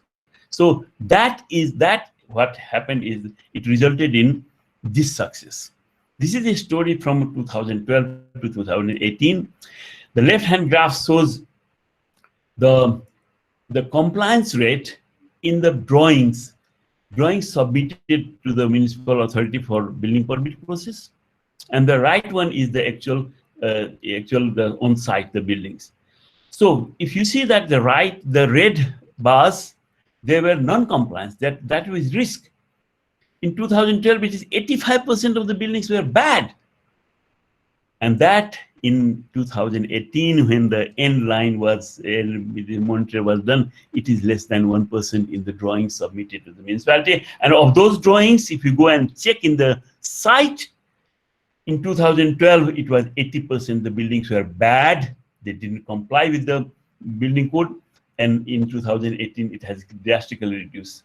So yellow one is close to compliance, which is non-critical elements of compliance. It is not the the detailing of the rebars or placement of the the distance between the rings, but it is perhaps with the something like a mica content in the sand, which is a bit difficult to. So non this thing. If you add the green and the yellow one, you have got a very, very good result in terms of compliance. And that is the story about 30 minutes program municipalities, where we have worked together with so many other, our stakeholders, including the house owners. And awareness, as I said, is the foundation. And here it goes, the changing risk perception. You can see the end line, the baseline is 2013 and the end line 2017. You see that there have been changes in the knowledge, changes in the attitude, as well as in practice. If you have this attitude and knowledge changes, the practice will ensue. And then the municipality is not, if you have the technical capacity enhanced and the institutional systems improved in the building permit process, basically it's a departure from building permit process as a revenue generation exercise to that of generating safety. Then the municipality start getting more revenue and it can allocate more budget. This is the story of 30 municipalities in the last 6, 7, or let's say 10 years. Now let me briefly talk about what happened in the earthquake reconstruction. The same process. We generated, let me say, my institution was given the task for 3 districts, about 50,000 damaged house to help construct. And we mobilized a team that consisted of an engineer, a social mobilizer, and a trained masons, and visited each and every of the 50,000 plus houses. That awareness, a massive awareness program, that serving the foundation, that made wonders. I'll tell you, this is the orientation to the stakeholders. It's a formal and informal conversation. The social mobilizer done wonderful job together with the engineers and the trained mason, which is our ambassador to the reconstruction. And they worked, including the female mason. And the female masons were being used only as levers, but then we gave them training and on-the-job training. There was a special program for on-the-job training, creating new masons. The same thing with the model houses. And here is the result. The baseline, and if in the right you can see the 2 triangles where the knowledge and attitude and practice, there is a drastic change. Thanks fully to our efforts in awareness raising and also in capacity building, together with the policy improvement that the government was very happy to listen to us. I'll tell you, this chart is it is not only we who worked in this reconstruction practice. This is the government work with so many other practices, and including themselves. There are so many players. But if you see, this chart shows the blue one was done by my institution, ENSET, and the green is the national one done by so many other institutions, including the government one. You can see that of the total awareness and orientation programs done, about 38% was done by my institution. The door-to-door technical assistance, 23% were done by my institution. The 7 days mason training, it is 15% of the entire training program was done by. So just shows that if you have got a very good conviction, a dedication, and a clear idea about the use of social science and physical science, and also the proper way of awareness raising, means it is a not one side, I know you and you don't know, please listen to what I'm telling you. It is, let us do together. It's co-learning, and that has helped me. I'll tell you the larger picture of NSET in the last 25 years. 68 plus private houses we have provided the technical assistance for retrofitting. More than 225 schools, buildings that we provided technical assistance. We work with the local school operators to improve the specific performance of the building. And many of these buildings were located in the earthquake region, including in the epicentral region, and none of them they collapsed. Rather, they provided the safe havens for the relief operators and those who provided the early recovery assistance. This is a lot of work. More than 500,000 people were made aware. We talked with more than 333,000 students and teachers, and we went to community people. We household, more than 48,000 houses were visited by us. So it's a huge program based upon a very good understanding of what is awareness raising. So with that, I say that we are very happy to have contributed. We are very happy that amidst all the negative aspect of disaster risk management that you see around, this, my institution, ENSET, we are very proud that we have, in this process, we have learned a lot, and learning means innovation. We have innovated a lot, and we are very happy doing what we have been doing. So with that was my report, very brief report on the awareness raising. More you can find in our website. And if you have any question now or later, I'm ready to answer you. Thank you very much. Thank you so much for sharing. Thank you, Dr. Dixit. The presentation was very nice. It told us about the different awareness generation programs and how they can be accompanied with planning programs to pave the way for the future. Any questions for Dr. Dixit?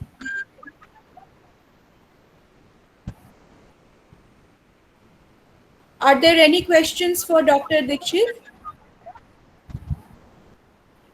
Ma'am, I would like to inform one news that due to some, am I audible? Yes, sir. Okay, that due to some medical emergency, Mr. Harpal Dev sir will not be able to join, but he has sent his best wishes to us. We have to go for our next speaker after the question answer session, and hopefully Apala ma'am has joined. Apala ma'am, are you here?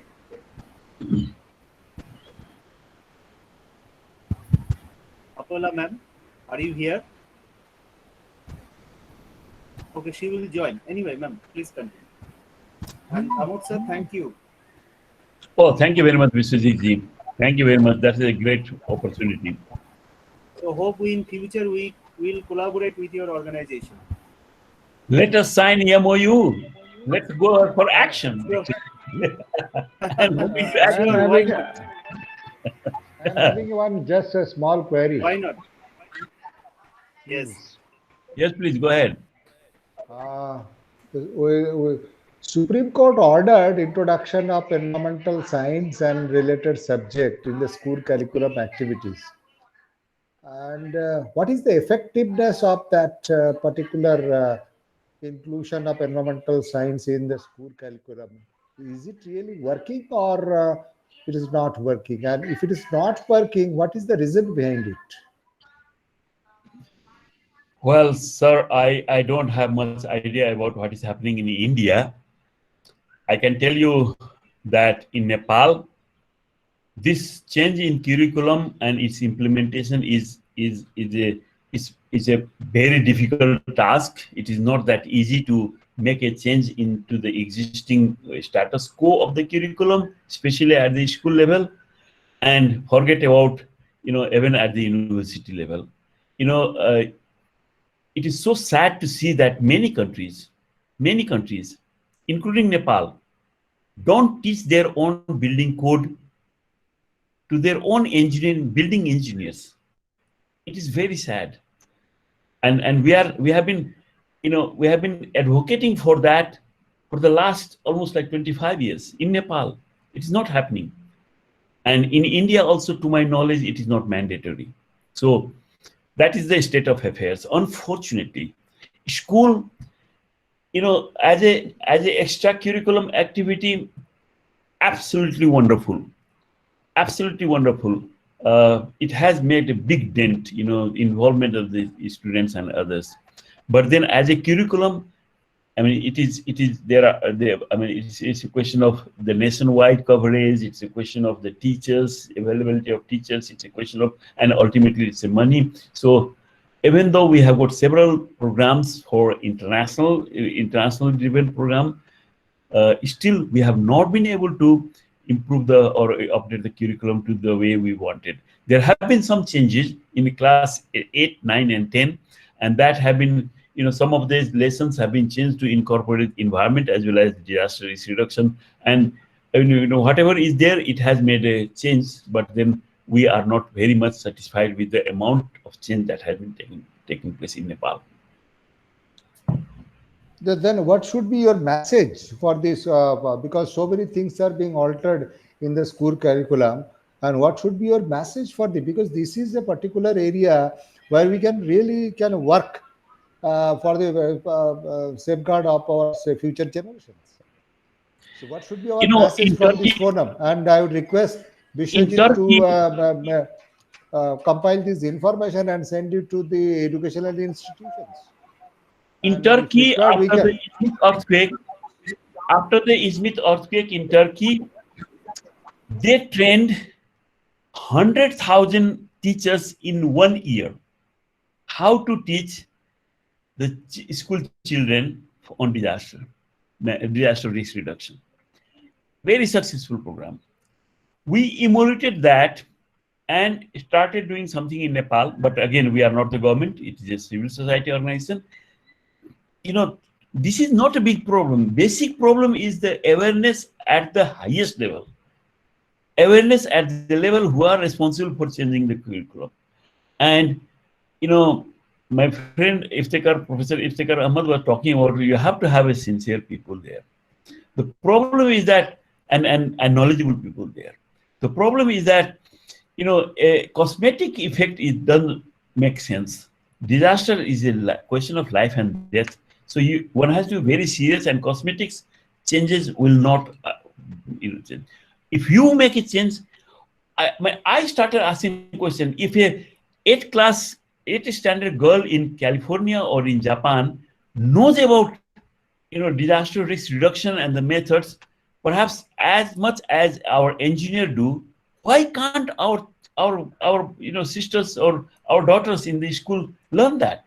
And that was the reason when I started, collaborating with the Kobe school, Kobe Maiku school, and it made a very big difference, So it can be done. Unfortunately, this change process is so slow. It has to be done on a, in a very, very, very, it has to be done in a revolutionary way. It cannot be, bits and pieces, but it is not being done. I'm sorry for that.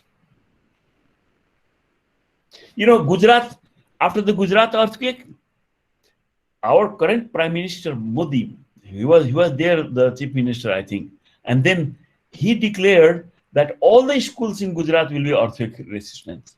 I don't know what is the implication. If Gujarat can do, why can't Bengal? Why can't any other state? It is doable and it can be done. Perhaps Gujarat has done a very good job in making the schools safer. But you don't need to wait for an earthquake to take place and destroy your school buildings, and then you start teaching. Thank you, Dr. Dikshit. Thank you, Dr. Shaha also. I would now like to invite our next speaker, Professor Gaurav Raheja. He is professor in the Department of Architecture and Planning, IIT Roorkee. He is also Universal Design and Accessibility Consultant and Urban Social Sustainability Expert too. So Dr. Raheja, please, can we have your presentation now? Hello, am I audible? Yes, sir. A very warm good evening to everyone, and thank you to CUBE-SAIARD for having me here. I hope everybody can hear me, right? Yes, sir. Okay, thank you. So, unfortunately, I don't have a slide to share right now, so I would be going live straight to the topic. And I think a very elucidated, informed presentation has already been done by Dr. Dikshit, Dr. Ahmad, and of course, giving a great start by Mr.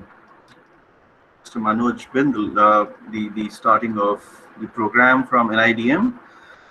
So I think that what I can bring to the table today is a perspective in the name of the P, which I would call it as the policy, right? So friends, I think we've all heard very dignified speakers already, and we understand how the kind of contemporary urban development, the urban-rural gaps, and the kind of future that we are moving forward to poses a range of challenges to the kind of disasters that are happening. Right? I want to start my statement by saying culture eats strategy for breakfast every morning, which is something, a very well-known fact given by Peter Drucker, a management guru, and I'll again repeat it for you. Culture eats strategy for breakfast every morning.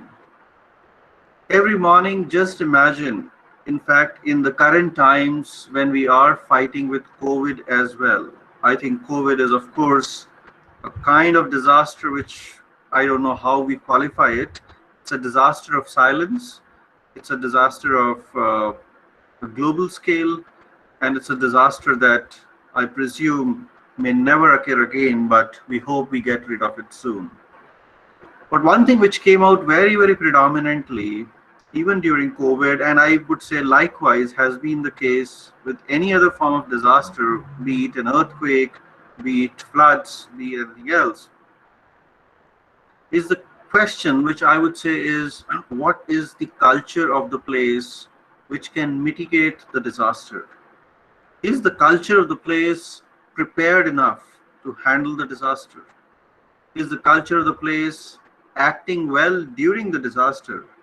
And is the culture of the place going to be able to maintain itself after the disaster through rehabilitation and efforts? Since we all know, in any context of disaster, we rely on these three broad directions and principles, and I can say that 90% of our efforts are in preparation, right? They are broadly around how we will act, what is the way we are actually going to be resilient, and how we will manage during those situations. So there's a lot which goes into preparation. But is preparation a part of our regular culture? Is preparation a one-time activity? Can preparation be governed better by policy? Or is policy by itself a defunct tool which stays only in papers and does not get enforced? Are kind of questions that I think we pose when any disaster strikes. In my personal opinion on that particular thing, looking at the studies of various disasters across, is that it's very, very integral. I think the point which Dr. Dixit was mentioning towards the end, when an 8th class child in some context of Japan or elsewhere can know about how to prevent that, I think the culture requires two words, if I can say that, is awareness and education. Irrespective of what the policy is, I think the educational policy must become the tool for awareness policy. You know, an awareness which is not informed through an educational process will find no value, because our traditional systems of transferring knowledge are already getting weakened. And that is something I want to touch upon, is one fact that in order to respond to the disasters better, we must have a strong educational or awareness-based policy in place, which is proactive, which is not an information which is about only seeing things. But I think the examples like we heard about a shake table, I would call, for example, we call it as tactical urbanism. Can we do tactical demonstrations of disasters as experiences? Nobody imagined what would be the impact of COVID. And I think if nobody else has ever imagined what imprisonment could mean, what inaccessibility could mean, we are all live examples of that simulation. And how long can we survive like that? And all of us, most of us, have attempted to innovate, attempted certain new methods of reaching out to the world, performing the same jobs differently, living in the same spaces differently. And that is a kind of flexibility that resilience can offer. But if this was done through a training, through an education, through a preparation, I think our responses could have been very different to the whole country. And I think this has been a global challenge, not just for the country like ours, but for example, masking our own selves, which we know is one of the most important part of the COVID behavior. I think we have had immense challenges in just doing that. So it's not about rocket science of only developing a vaccination and developing a new science to answer the questions of the virus, but it's also the questions of the culture wherein the preventive measures of preparedness could go further. And I think the point where we definitely need to re-stress again, because the only thing that you can do to a disaster is prepare in order to minimize damage, minimize impact, and we still be able to resiliently move ahead of it.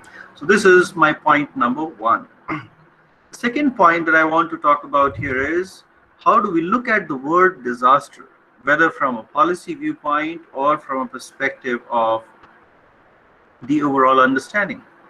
And my understanding here is that disaster is not just a visible and a noisy event of life. A disaster can always be an everyday act of life as well. And I'm talking about the silent disorders like the disorder of health, the disorder of cardiac diseases, the disaster of a lot of certain kinds of vulnerabilities that our urban exclusion is leading to. Even economics of everyday life is a matter of disaster to me, but only a certain section of society face those disasters every day, and therefore they may not reach to this presentation and we talk about it. We are talking largely about maybe on one side natural disasters, but there are also man-made disasters. And I would pose that question in the development of any urban development program, in the development of any urban pocket of your city. One has to question that, am I building something what can be called as a disaster, or am I building something which can actually prevent a disaster from something? For example, the case of whether you talk about Chennai, or you talk about Gurgaon, or you talk about any other context of India, including Bangalore, where we have seen and we've heard so much from Dr. Ahmed about the urban flooding models and the urban challenges of waterlogging, are all examples of man-made disaster. And silently, I would say the sad part is we knew these disasters would happen. We know that they will occur again. And yet we are kind of clueless, helpless, or kind of not being able to do anything, because the fact is that we have already invested some money in the disaster, in the making of the disaster, and that's where I think the policy becomes a weaker tool. Had it been a strong policy, or I would say even if the policy has the teeth, it would also have the power to enforce. A policy with no enforcement is as good as no policy, and we don't need paper policies any longer. And I recollect the example of St. Missouri Fruit Ego housing, which was designed by one of the world's most famous architect, Minoru Yamasaki, who also designed the example of the World Trade Centers, which of course doesn't exist any longer after the 2001 terrorist attack. But the example of the 1970s Fruit Ego housing in St. Missouri was peacefully dynamited by the United States of America. I don't know how many of us really know that example, but do we know that it was a classical case of housing designed for inhabiting a certain class of people there, and which was done by a world-renowned architect, and it was the award-winning prize entry which was executed on the ground. But why I'm giving this example is because I think it's one of its own kinds from the history or from the modern history, which says that this kind of a built form, when it actually existed, it led to a kind of wide-ranging social crimes in the entire region. And those kind of social crimes, which are kind of, if I can call them as lines of exclusion that the urban phenomena develops, or the kind of urban development that we have leads to, I think what it led to was a huge amount of social undignified activities around it that the government of US could take a call on bulldozing the entire complex of housing and raise it down by peacefully dynamiting it. So remember, it was not an act of terrorist, but I believe Minoru Yamasaki was unlucky that way, is that his two of major buildings, one was his Fruit Eco housing, and of course the World Trade Center was an act of attack, of course, from outside, which I think which would also be accounted as a disaster, which is again man-made and man-intended. But the previous one was not man-intended, but was man-made. But it led to a kind of social conflicting situation. But what I'm trying to say is the example of the power that a policy can give to completely set an example for everyone else so that nothing can go wrong ever. I believe such was also the case of learning from the example of plague, which was a disaster of a different kind, epidemic, spread in Surat in the late early 90s in India. And we know that in order to deal with that kind of an epidemic, later the powers were given to the bureaucracy that they could raise down the people's establishments in the name of cleanliness in order to make Surat later on one of the greatest examples of clean city. I think we do have examples within India which can inform us about certain actions that we have done in the past, and they have happened definitely by, on one side, the policy, on the other side, a strong cultural resolve. Yes, I mean, the word culture does not mean that it's only rooted in traditions. The culture also means what is our contemporary culture. And the third aspect of culture is it ready to be flexible, changing, and dynamic in responding to the situation? So what is the policy culture that we're talking about? So if you look at these examples, I would say it is a very, very clear example that that in the history of very recent times and modern times also we have seen a constructive action has definitely led to a certain kind of impact, but it is definitely required to be done. Else we are waiting for that kind of an action to happen when disasters of the nature actually strike. So I believe our policy has to be strengthened enough, both in terms of writing the drafts as well as in terms of acting and giving the powers onto the ground, so that any form of development which is a potential threat to any form of disaster must be heavily, heavily, heavily penalized. There is no second alternative to this, because this is the D for disaster can actually lead to the D for death and the damage, right? And the same D of disaster can also take us to the D of development if we survive the idea of damage and death. And that is the P of the policy, which on one side can be punitive and penalizing, but on the other side, the same P can actually be the power, the P for power, which can actually provide that kind of an impact in the right stage. So that is my point number 2, wherein I wish that disasters are seen from a very, very holistic perspective and not restricted towards an invincible thought that, oh, we are in not an earthquake prone zone, so there cannot be an earthquake. Of course, there may not be an earthquake, but there can be other forms of disaster. I would say what has happened to our children currently, I'm sure those studies would come much later, but has COVID impacted the mental health of our children? Is the mental health a kind of disaster that we accept? And what is it that we are looking for to makeshift arrangement on it? Our children are not being able to go down to their spaces to even play, and they're being deprived of all the situations under the act of COVID. Now, this has actually led to a very kind of a silent disaster, the impacts of that which will be visible in the society later on. But my acknowledgement here is that it's important for countries like India, and I'm sure in the world also it would be important, is to start rewriting the understanding and interpretation of disasters into certain brackets. One is one-time disasters with huge impact, large damage, etc. The second is the silent disasters, which are ongoing, continuing, everyday life, and they impacted this way. And third, disasters which I think are clearly in our hands to prevent, which is urban development. I hope urban development does not become urban destruction. And I recollect one example by Mr. Butch, who was earlier leading the Delhi Development Authority, that it's important to see that the Delhi is developed as an authority rather than Delhi is destroyed as an authority. So he was himself the head of those organizations, and the kind of housing, the kind of development that we are moving and looking forward for, I think requires this understanding to shift. So that's my point number 2.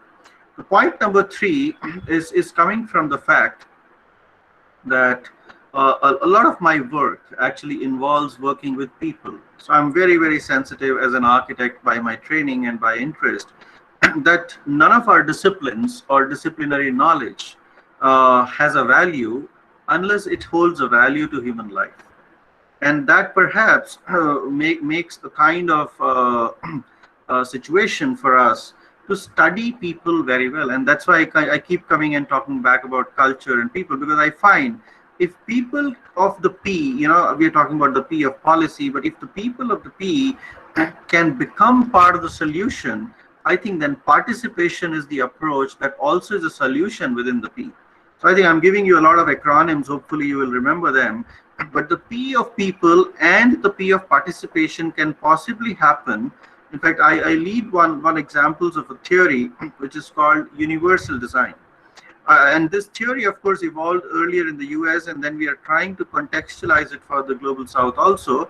But I want to connect a few principles which I derive from this policy, which I think if the disaster management and the agencies involved in the policies for disaster can also look at it in a particular way, would perhaps make a lot of sense. And here I'm talking about those 7 principles, and we can look at them as examples how the disasters could be seen from the lens of a policy which advocates this idea of inclusiveness. So the first principle that it talks about is equity.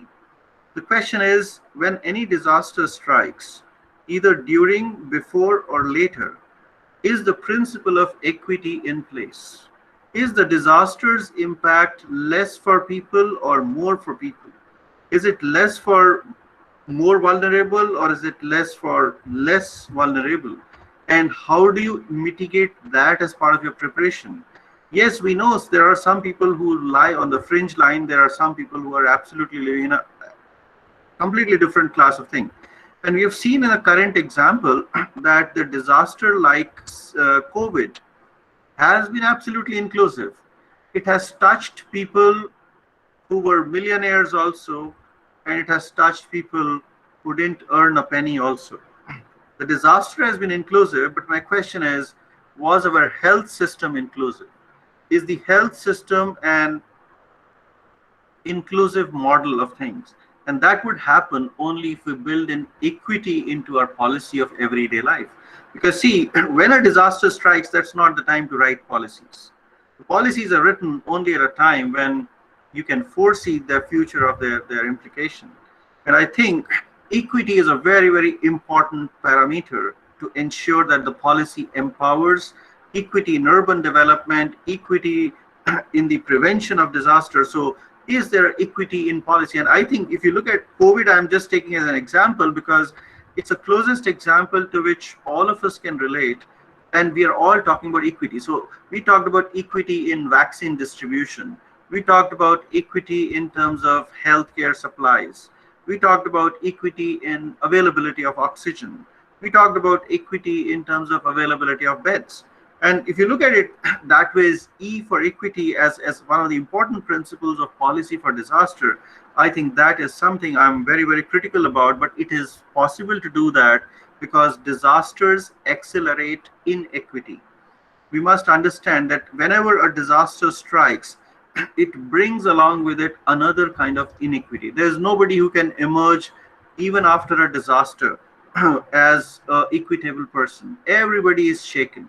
Whether you have lost into mental inequity, whether you have health inequity or economic inequity, we all become vulnerable during a disaster. So I think it's important for us to look at the perspective of equity there. The second perspective I want to bring as a principle is the principle of low effort. The question, in every disaster is, why should I make so much of effort to save myself? Can there be simple principles of urban planning?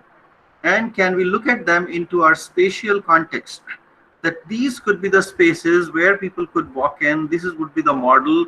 And I think to minimize that effort, here we must use the possibility of technological integration.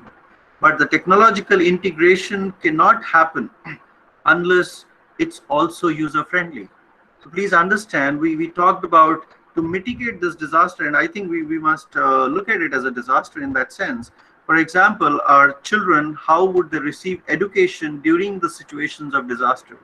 Now, we have tried the online systems, we have tried digital systems. Somewhere it has worked, somewhere it has not worked, somewhere they were not affordable, but it still requires. So I think we can still talk about a certain kind of perspective here, which I would call as an empathetic oriented view in the policy, which minimizes effort. And this requires an understanding and strategy for digital coordination during and before and after the disaster. So I am a big enthusiast towards that. That digital coordination will be the only way to minimize effort, because it can only happen through a wireless based system. The third thing is about perceptible information. Is the information about the disaster, whether it is about to occur or will occur or can occur, is that information being perceived by the local cultures in the same way? Is it being talked about in the same manner? Is everyone receiving the information in the same way? So I think, for example, when you say social distancing and masking as a behavior, is it being received in the same way? I don't think so. While there is one common information, but the perception of that information is very, very distinct. So we have to really work on that level so that each information can be made more perceptible to a wide range of people, where again we have to go down to that level to understand the local context. The fourth perspective of a policy or as a principle, which I think would work very well for a disaster, is the idea of tolerance for error. So when I design a building, when I design an urban system, when I design a situation and a disaster strikes, my question is, can it tolerate the human errors? So for example, the errors of not maintaining, the errors of open drains, the errors of high curbs, the errors of maybe use of faulty material.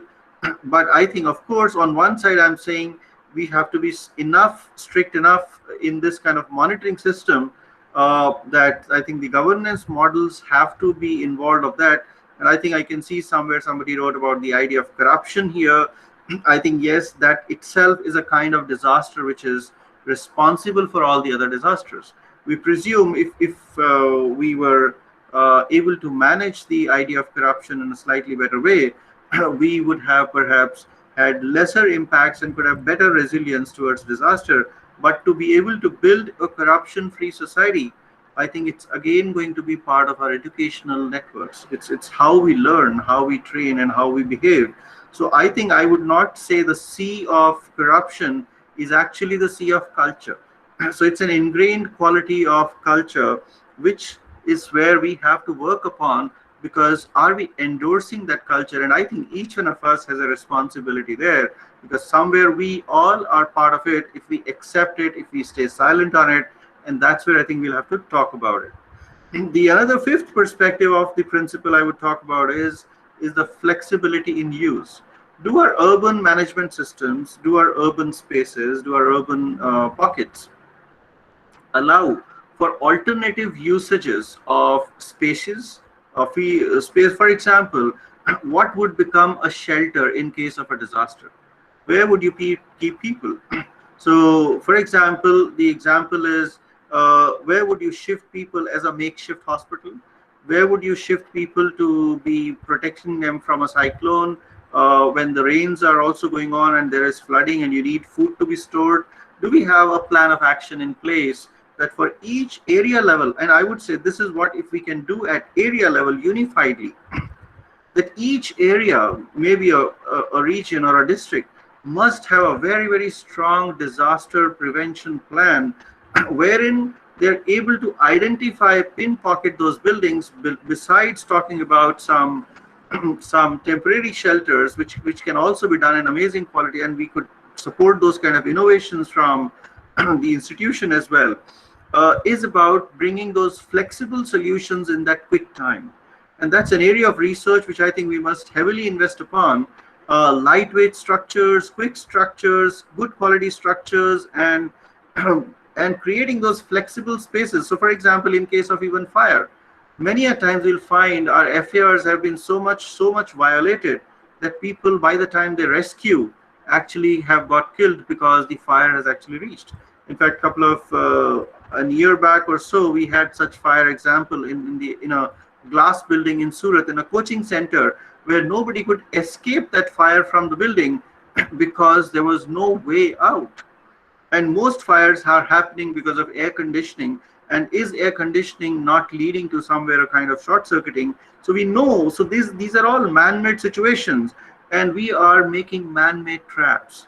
So I think we have to make the clientage, the users, aware that we will not walk into these spaces if they're not done this way. So I think the real estate sector has to be really taken into loop, and along with that, the larger urban infrastructure. So it's actually the policies of each of these sectors that we need to talk about. Only then we can prevent a disaster's impact. We may not be able to prevent a disaster from happening in nature, because for nature, it's a mode of sustenance. When a low pressure area moves to a high pressure area, it's primarily it's a wind. It goes to cyclones. But it's important that how we kind of manage this and link it in a way that the flexible models of urban usage can actually handle this in a much better way. And I think having said about these principles, I think my last point, which I want to again focus on, is that, you know, we have to look and focus at the P for the people. And here by P for people, I mean to say is the vulnerable people. If you prepare for the weakest of the weak, the strongest of the strong will always be protected. Unfortunately, most of our actions remain because we are many a times inequitably divided. The resources sometimes get reached to the ones who can manage them more or better, or the ones who have the power to manage those resources.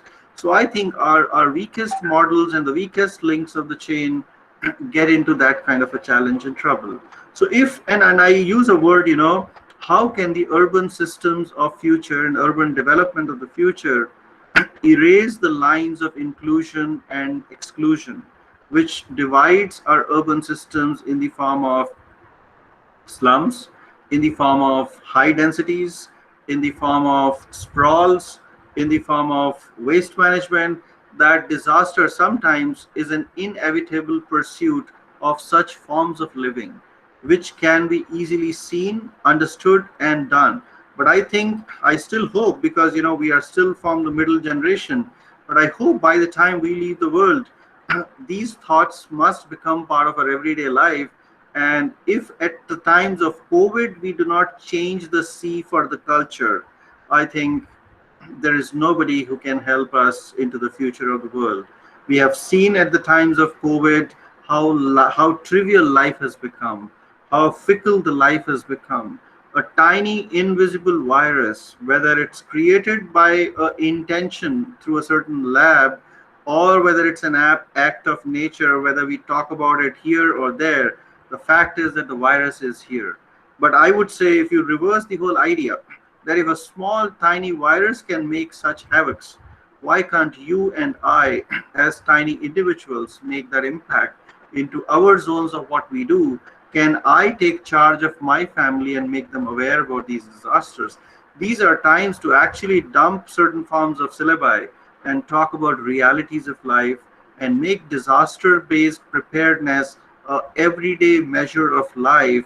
This is no history, this is no future, this is about life every day. And this is something which is only possible if we have, I would say, orientation towards an inclusive opportunity to everyone, and treating and changing the culture in our country and society that nobody is weak, nobody is strong, we are all equal amongst equals.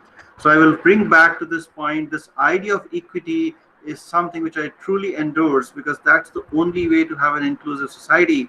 And unless we have a society which cares for each other, no matter what we do for disasters, helps will reach some, and then we will pray for destiny. So the destiny is also today in our hands. Tomorrow, even that would also go from our hands.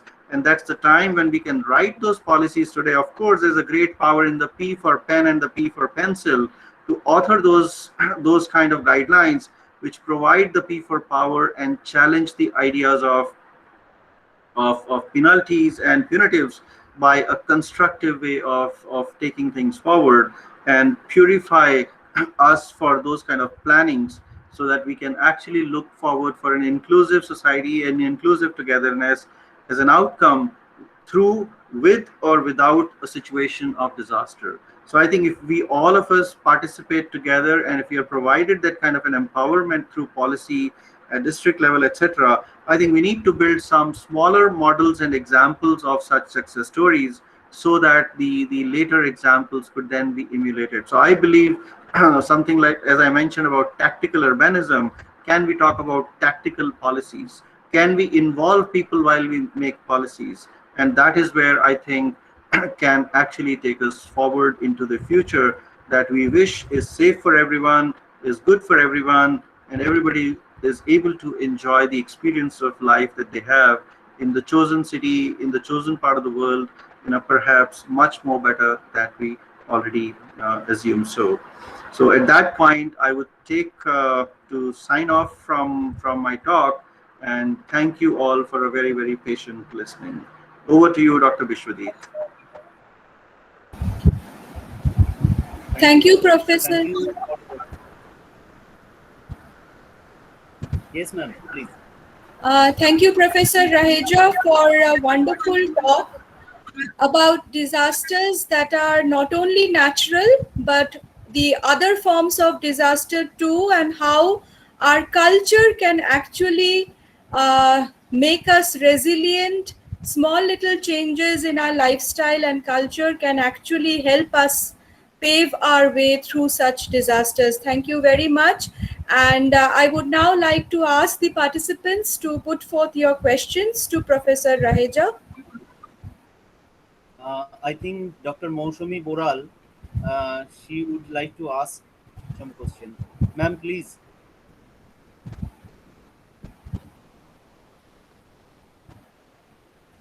Dr. Boral, are you here?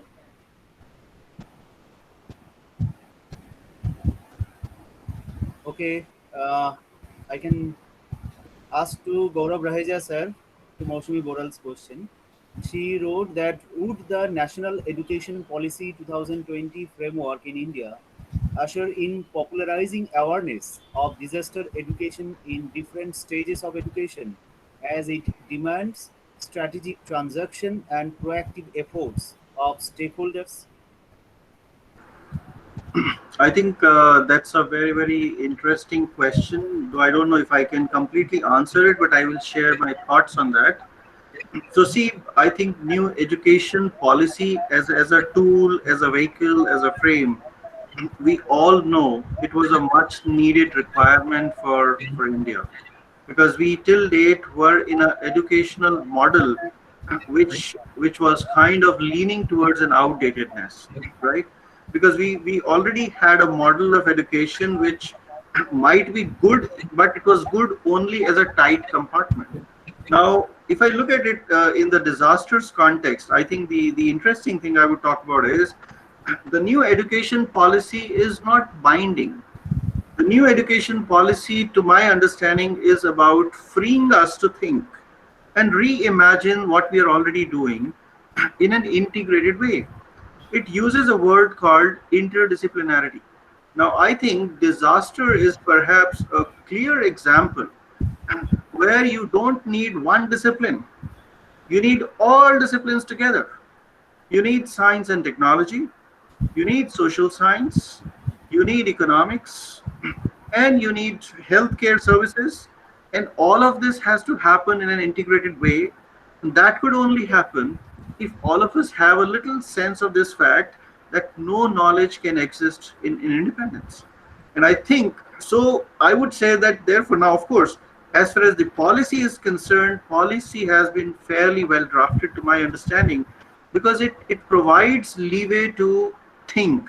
The policy provides the foundation, but the building is yet to come, which means how do we as institutions take this policy? A lot will lie on us. How do schools integrate that policy will also lie on them. And those kind of perspectives will require maybe initiatives from people like us and you and me, who should actually help and enable to relook at how can disaster be integrated as a form of knowledge into our systems. But let me tell you, the policy is not only talking about curriculum. The policy also talks about how do you bring that curriculum into the classrooms. So it's very important that, okay, you may have a lot of literature and knowledge about disasters and certain things, and now maybe COVID would generate tons of literature. But the question is, how do you bring it into the classrooms at different stages and different levels, right? Ranging from how would you manage, for example, the third wave of COVID is yet to come. How would you ensure that your kindergarten kids are able to respond to that disaster and save themselves? How do you think an adult who's growing up would also do that? So I would say NEP is a powerful tool. NEP has an absolute potential, but NEP by itself will not be the end of itself. NEP is the means on which we as institutions should be working forward. And I think the institutions like yours, like CUBE-SAIARD, etc., I think we can look at them as possible projects to support the government. Because see, who is the government? You are the government. We are the government, right? So we ourselves have to develop these support models, and if we are convinced that this has a value, I have absolutely no doubt in accepting the fact that everybody would gladly accept it. So it's time that we start building those models. Please think about it. And if you can develop something in 5 months, 6 months, etc., NEP is no longer, I mean, a tool which has to wait for 10 years for things to happen. It can happen right now. So I would say you should develop something in case you're interested on that. Try and test those models, strengthen those models, and bring them as examples of models for these forms of education. And then there is a model to scale it up. So that is how I think we can look at NEP as a very good perspective. So I would come back to Biswajit that please take this point as an important point, and we should be able to take this up to develop capacity through NEP, and this would be very much on the agenda of the government, because managing manpower, training, awareness as part of disaster preparation is the cheapest cost in which you can save the maximum lives. Right. So if people can take care of themselves, I think then you don't need to do anything.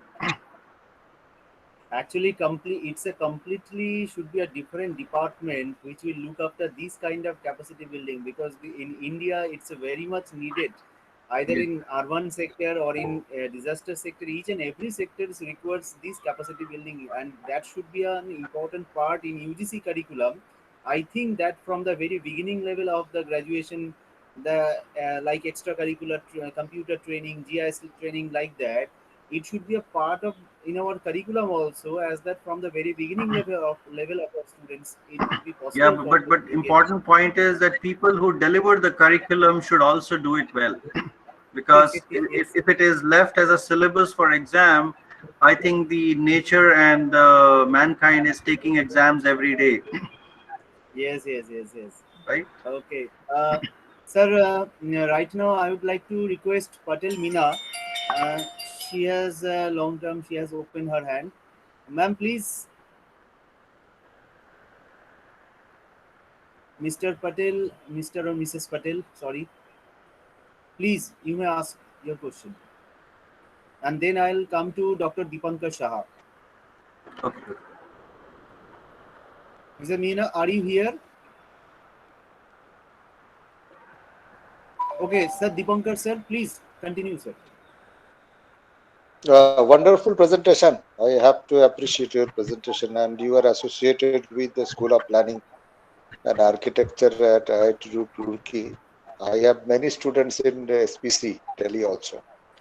Oh, thank you. But the thing is that I am just surprised, and the disaster, what is being happened nowadays, all these are man-made mostly. And it is a lack of attitude and common sense among the group of people. And actually, the those who are in the top of the socioeconomic bench, they are exploiting the everything and with respect to land, with respect to forest, with respect to per capita land requirements. Actually, if I'm buying a rich people is buying a car, that means that it is a burden for the socioeconomically poor people. It is a burden for their health. And how this equal opportunity, it has been written in our constitution, but it is not being adopted and followed. And still we are inviting, creating all disaster. How this NEP, because as I told in the previous speaker also, the Supreme Court introduced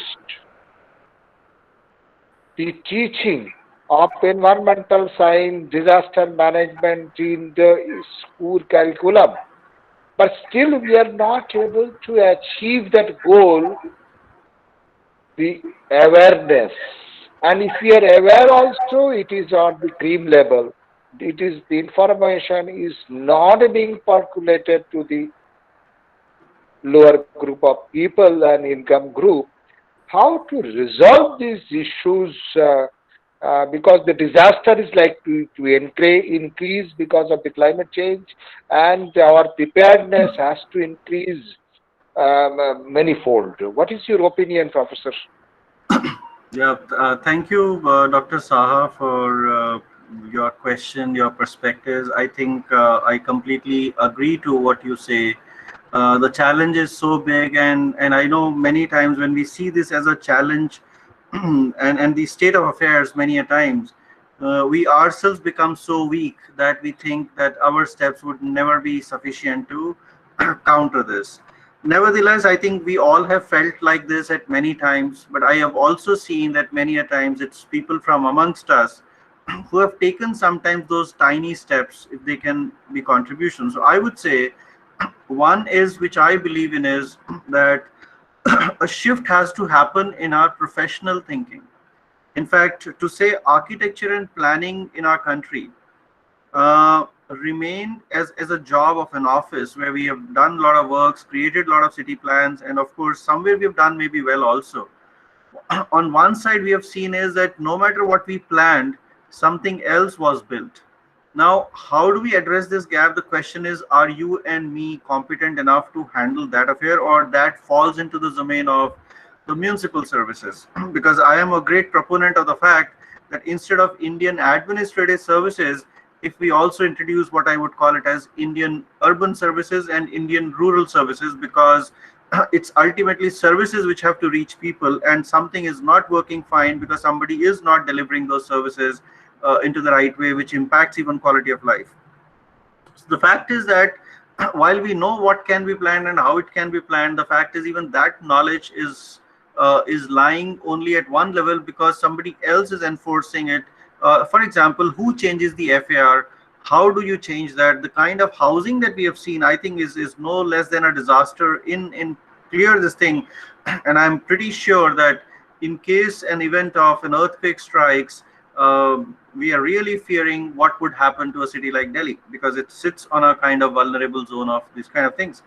So I think the two small steps which come to my mind, which of course are just wishful thinking. One is that if we can empower this form of knowledge through little workshops at school levels, because what I feel is the children are the most receptive audience of the future.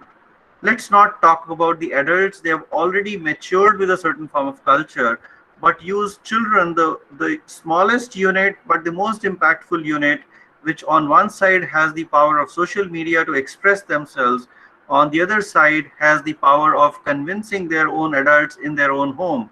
Instead of asking the adults, because I think what we have seen in the past was a top-down approach, that the head of the system will take a decision, then it goes down the line, and likewise a head of the family takes a decision, it goes down the lane. But I think 21st century can attempt to reverse this by doing a bottom-up approach, and I feel I have seen, because on one side children are receptive, they are curious, they ask a question, they intervene with it. So if we could do small models and simulations of workshops with children rather than rely only on teachers to teach disaster, that would never work. I don't think that would work. But even a day of experience like that can open a child's brain to new questions which he can raise back and can be taught so well in one go, or which can be repetitive. I think can be a small unit of change which can be free from corruption. But I mean, children should be exposed to the idea of corruption because it's a reality. So they cannot be kept away from that and make this understand. And if they do this, I believe they will be able to question their own parents, they will be able to question their own society, because the kind of spontaneity you will expect from a child, the others might be closed to this form of awareness, even though it's not rocket science, but still, I think this problem of attitude is this. So this is one side which I see. The second option that I see is create smaller projects of urban development wherein we could partner wherever possible, which I call it as examples of human-centric development. So for example, when we talk about urban mobility, I'm not talking about big things. I'm talking, for example, do we have enough, say, walking infrastructure? I'm not even talking about public transportation. I'm talking about NMT, the non-motorized transportation system, and the mobility system, which means by pedestrian. Because in any case of disaster, I think mobility will become the most critical thing for you to rescue. And if our mobility infrastructure can be seen from the eyes of equity, because it does not belong to one person, and that investment can be justified by the government in the interest of public, I think can make a lot of important this thing. Because we know equity on one side we can look at is purely from a GDP, a per capita income. But the other is we can look at it also from the models of shared urban infrastructure. So if our public spaces, if our public mobility systems, public networks can be invested into with good quality and made kind of certain important examples there, I think that would reduce equity as a challenge, because the street, the road, the walks can be shared by everyone. Whether you move fast, whether you move with this kind of economic capacity or other. So I think these are two things which come to me right now, but I'm sure if we think more and work on it in the form of a very constructive effort, because it's basically an approach that we are talking about. That approach will require some experiments, some trials, and those trials will also give us ideas to go forward. I think if we really look at this as an area to work upon, we should try to work on it at some scale, which is then translatable to a national scale as a perspective. So this is what I think, sir. Thank you. I just add one thing. In 21st century, we need Agenda 21 to be implemented with all our development activities. Right. It was discussed long at the Rio summit, but we have not really taken into account to take the people on board for our development activities. Thank you, Professor. We'll meet you soon. Sure. Thank you, sir. And I would like to see that Mr. Rajat Pandey has put a question that how structural changes in infrastructures could be helpful in preventing disastrous situations. I'm trying to read the question because I could not hear it well. Where is it? I'm just, one second, I'm just post it. Yeah, please post it. Yes. Okay, how structural changes in infrastructures could be helpful in preventing disastrous situations? I think that's a very, very interesting question. Not that I, as a structural engineer, can talk too much about it, but I think there are two things which I would want to talk about it. The first thing which I would say is we must get a structural health assessment done for every building that exists around us. It's like, talking about the health of every individual. See, we talk about health of every one of us, but we don't talk about the health of the environment in which we live, right? And if that is not healthy and safe, how can you and I be safe? And that is a very, very empirical scientific phenomena which can be done. Because unless you make a structural health assessment, you cannot think of what kind of changes can be brought to it. Because the idea of mitigating it or bringing about certain kind of changes, I think the word change will become here as retrofitting models, right? So what is the kind of retrofitting that you can do to an existing structure will depend on the outcomes of structural health assessment. And I think 2 3 things which can happen post assessment is, in case it's found that the structure has outlived or the structure has certain phenomenons which can, or areas which can get impacted in case of winds or in case of flooding or in case of certain other things. I think those need to be simulated also on that part. And the third, how it can be responded is certain functional usages within the structure can be changed, which can change, for example, the loading criteria. You can shift a certain heavy system of work or heavy public intense function at a ground level or a lower function level.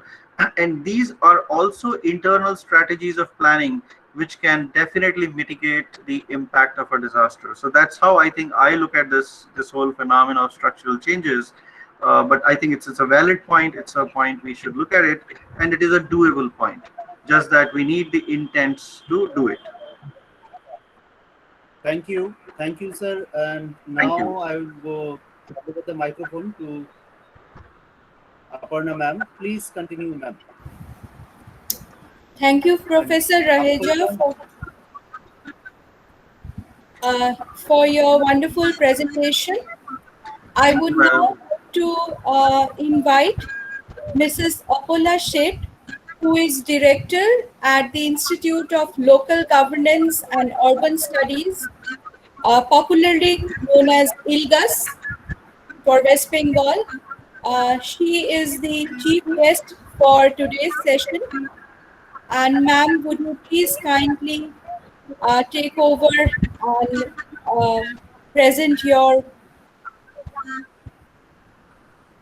Ma'am, for your kind information, Apollo ma'am would not be able to join due to some technical glitch, but she shares her viewpoints to us that it's I just read it down, that it's a wonderful initiative have taken by the South Asian Institute for Advanced Research and Development in the especially for the urban sector, which we have to mostly required and mostly needed issues in our future aspects.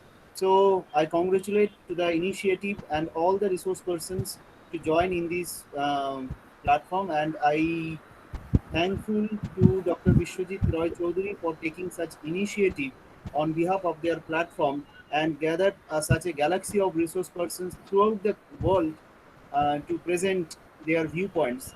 We will definitely look after that point, and we will took a very positive note on that in future, as that we can collaborate, we can work together, and we can think some possible issues of collaboration. Thank you. Most welcome. Congratulations to all of you once again. Thank you. So thank you, ma'am, for your wonderful lecture. And now I would like to, yes, ma'am, please, over to you. We've had a wonderful session, and I would take this opportunity to invite Professor Manoj to deliver the vote of thanks. Thank you, madam. Am I audible? Yes. Okay. So, first of all, good evening to one and all gathered here. On this wonderful evening, I would like to present the vote of thanks, and it gives me immense pleasure to deliver the vote of thanks over here. So, we take this opportunity, the golden opportunity, to thank the respected chief guest of this webinar, the today's webinar, Ms. Apollo Sheth, who is sent his message, and that is just read by our chairman, and also Major General Manoj Kumar for attending this webinar in his and her busy schedule. We will cultivate the advice you gave us in real life. Thank you, sir and madam.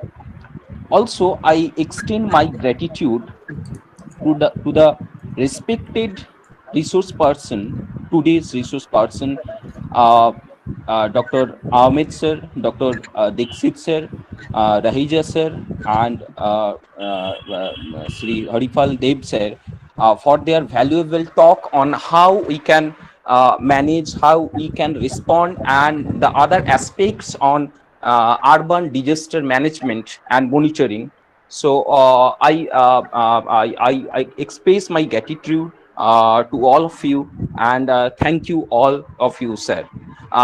Again, I want to thank our chairman and our program director, Mr. Arindam Ray and Biswajit Roy Chaudhary, for arranging this webinar, the valuable webinar, and also Dr. Aparna Das, faculty of our CUBE, for coordinating the session. With that, not the last but and the least, to all the participants who attending this webinar, the today's webinar, and make this webinar a great success. To again, once again, I thank you and all the wholeheartedly, and thank you again to all of you. Thank you. Over to you. So once again, I'd like to give thanks to all of you, Informal Settlements. And we have already shared the feedback link in the chat box. You just put it, fill it out, and you get the certificate from there. Thank you. Thank you, Aparna ma'am. Thank you, Manoj sir. Thank you, Gaurav sir. Thank you. Thank you. Thank you, Thank you, all of Vishwajit. you. Thank you, Vishwajit. Professor Ram Chaudhary, and thank you, Sayad, and all the speakers and participants. Thank you, madam. Thank you. Bye.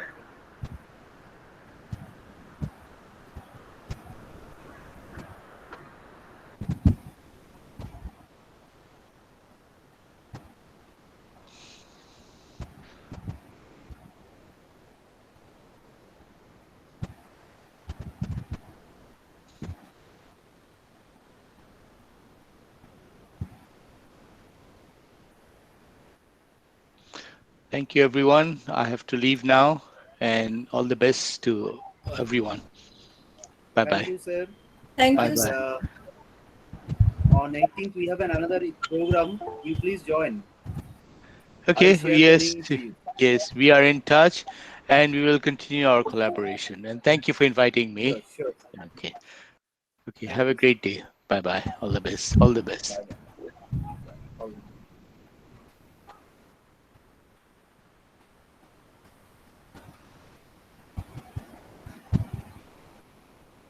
Thank you, Sayad, for hosting this kind of webinar. Welcome. Please fill up the registration feedback form, and you will get the certificate.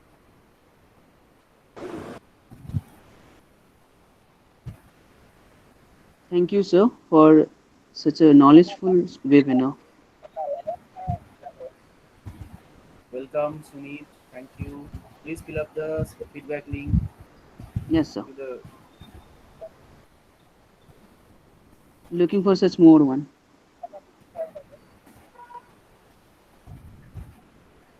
Thank you, sir, for this webinar. welcome, sir. So please leave, as that we will stop our program.